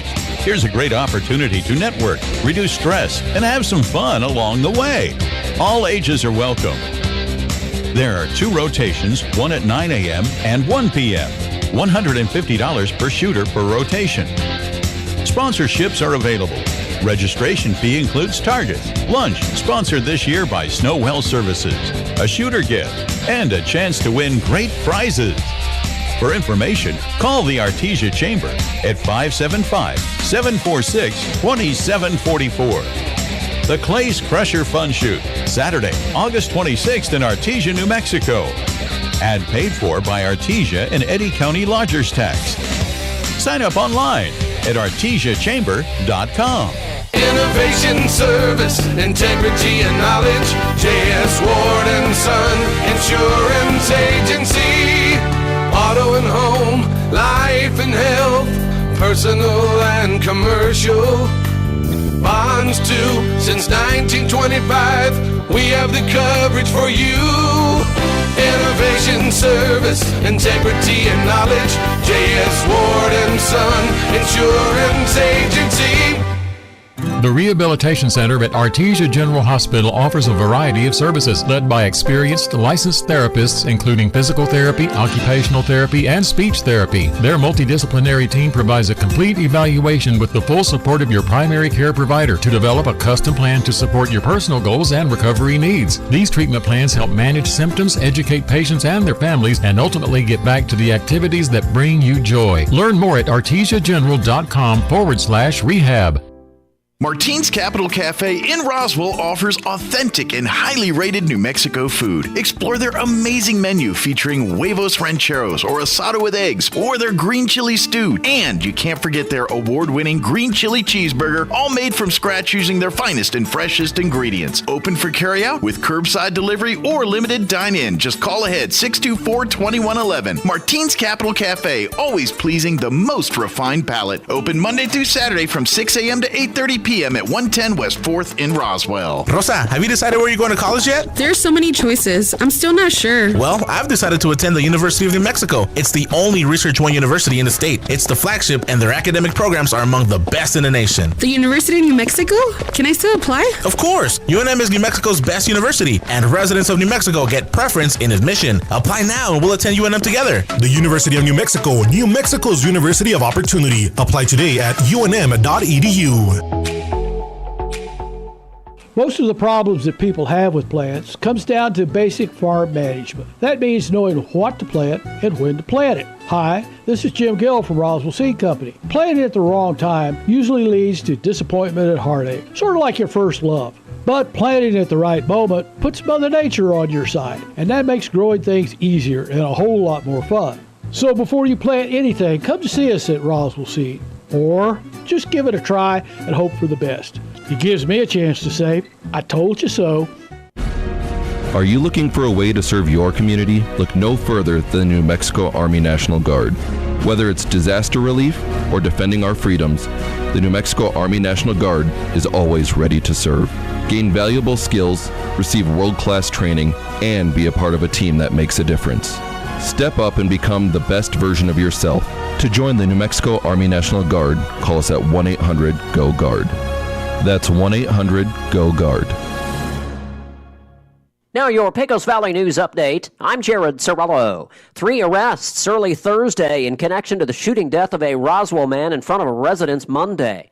37-year-old Sheila Nicole Padilla is accused of being the shooter who killed 45-year-old Christopher Herrera. RPD says Padilla allegedly arrived at the scene in the 800 block of East 5th Street in a car driven by Matthew Villarreal and another person, Michael Kirby. The trio are each charged with various crimes connected to the killing. Also on the Roswell crime beat, another man wanted for the August 6th shooting that injured another person was arrested in Albuquerque on Wednesday. 31-year-old Herman Rafael Nahar was arrested after a task force located him at a home. Nahar was captured after a brief foot pursuit, according to an RPD statement. Nahar is accused of being one of 2 men who shot from a car at another man who was on a moped in East Roswell. At the time, the car, which also contained a third person, a teenager, was chasing the moped. You're up to date. I'm Jared Sorello reporting. With the Wall Street Business Report, I'm Bill Alexander. The Federal Reserve prepares to hold its annual economic conference in Jackson Hole, Wyoming on Friday and Saturday, and its policymakers are trying to guide the U.S. economy, focusing on long-term goals. Private equity firm Roark Capital has agreed to buy Subway in a deal that people familiar with the matter say is up to $9.6 billion, including debt subject to targets in its financial performance.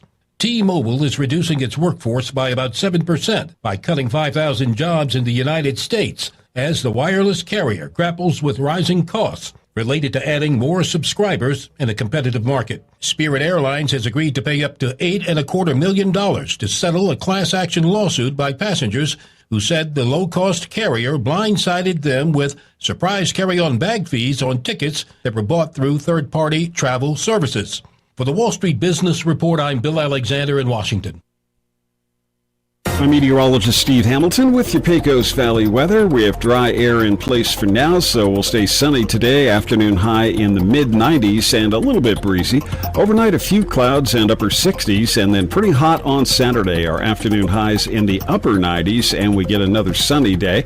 A few clouds on Saturday night and low 70s. Then we have a slight chance of an afternoon shower or thunderstorm on Sunday and upper 90s. That's your latest forecast. I'm meteorologist Steve Hamilton.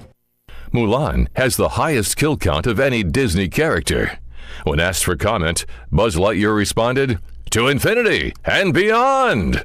Here's Mike Winters.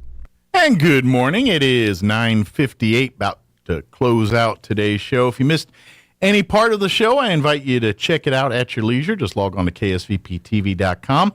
In the 7 o'clock hour, we had Lonnie Owens and Kelly Castles join us talking about Community Bible Study, which the next session will get underway actually next Tuesday with a info night at 6 p.m. at Grace or at First United Methodist Church. That's at 6 p.m. They'll have a meal and everything else, so go back and check that out.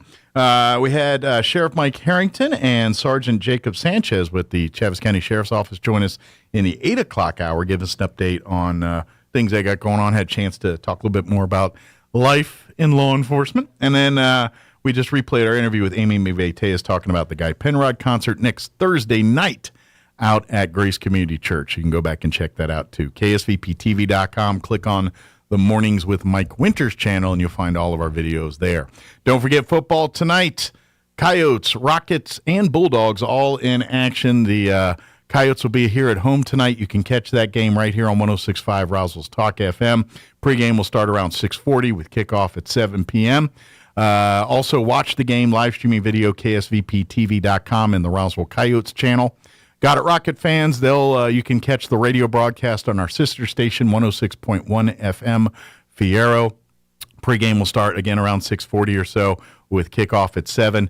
You can also watch the game, ksvptv.com. Click on the Goddard Rocket channel to watch that there. And then finally, Artesia Bulldogs. Their kickoff will be at 7 o'clock. Pre-game will start at 6:30 on 990 AM KSVP in Artesia. Or you can watch that game, ksvptv.com, in the Artesia Bulldogs channel. That's going to do it for us. Have an amazing weekend. Thanks for allowing us to be a part. You're listening to 106.5 Roswell's Talk FM, KEND, or Roswell, New Mexico. Take care. Breaking news this hour from townhall.com.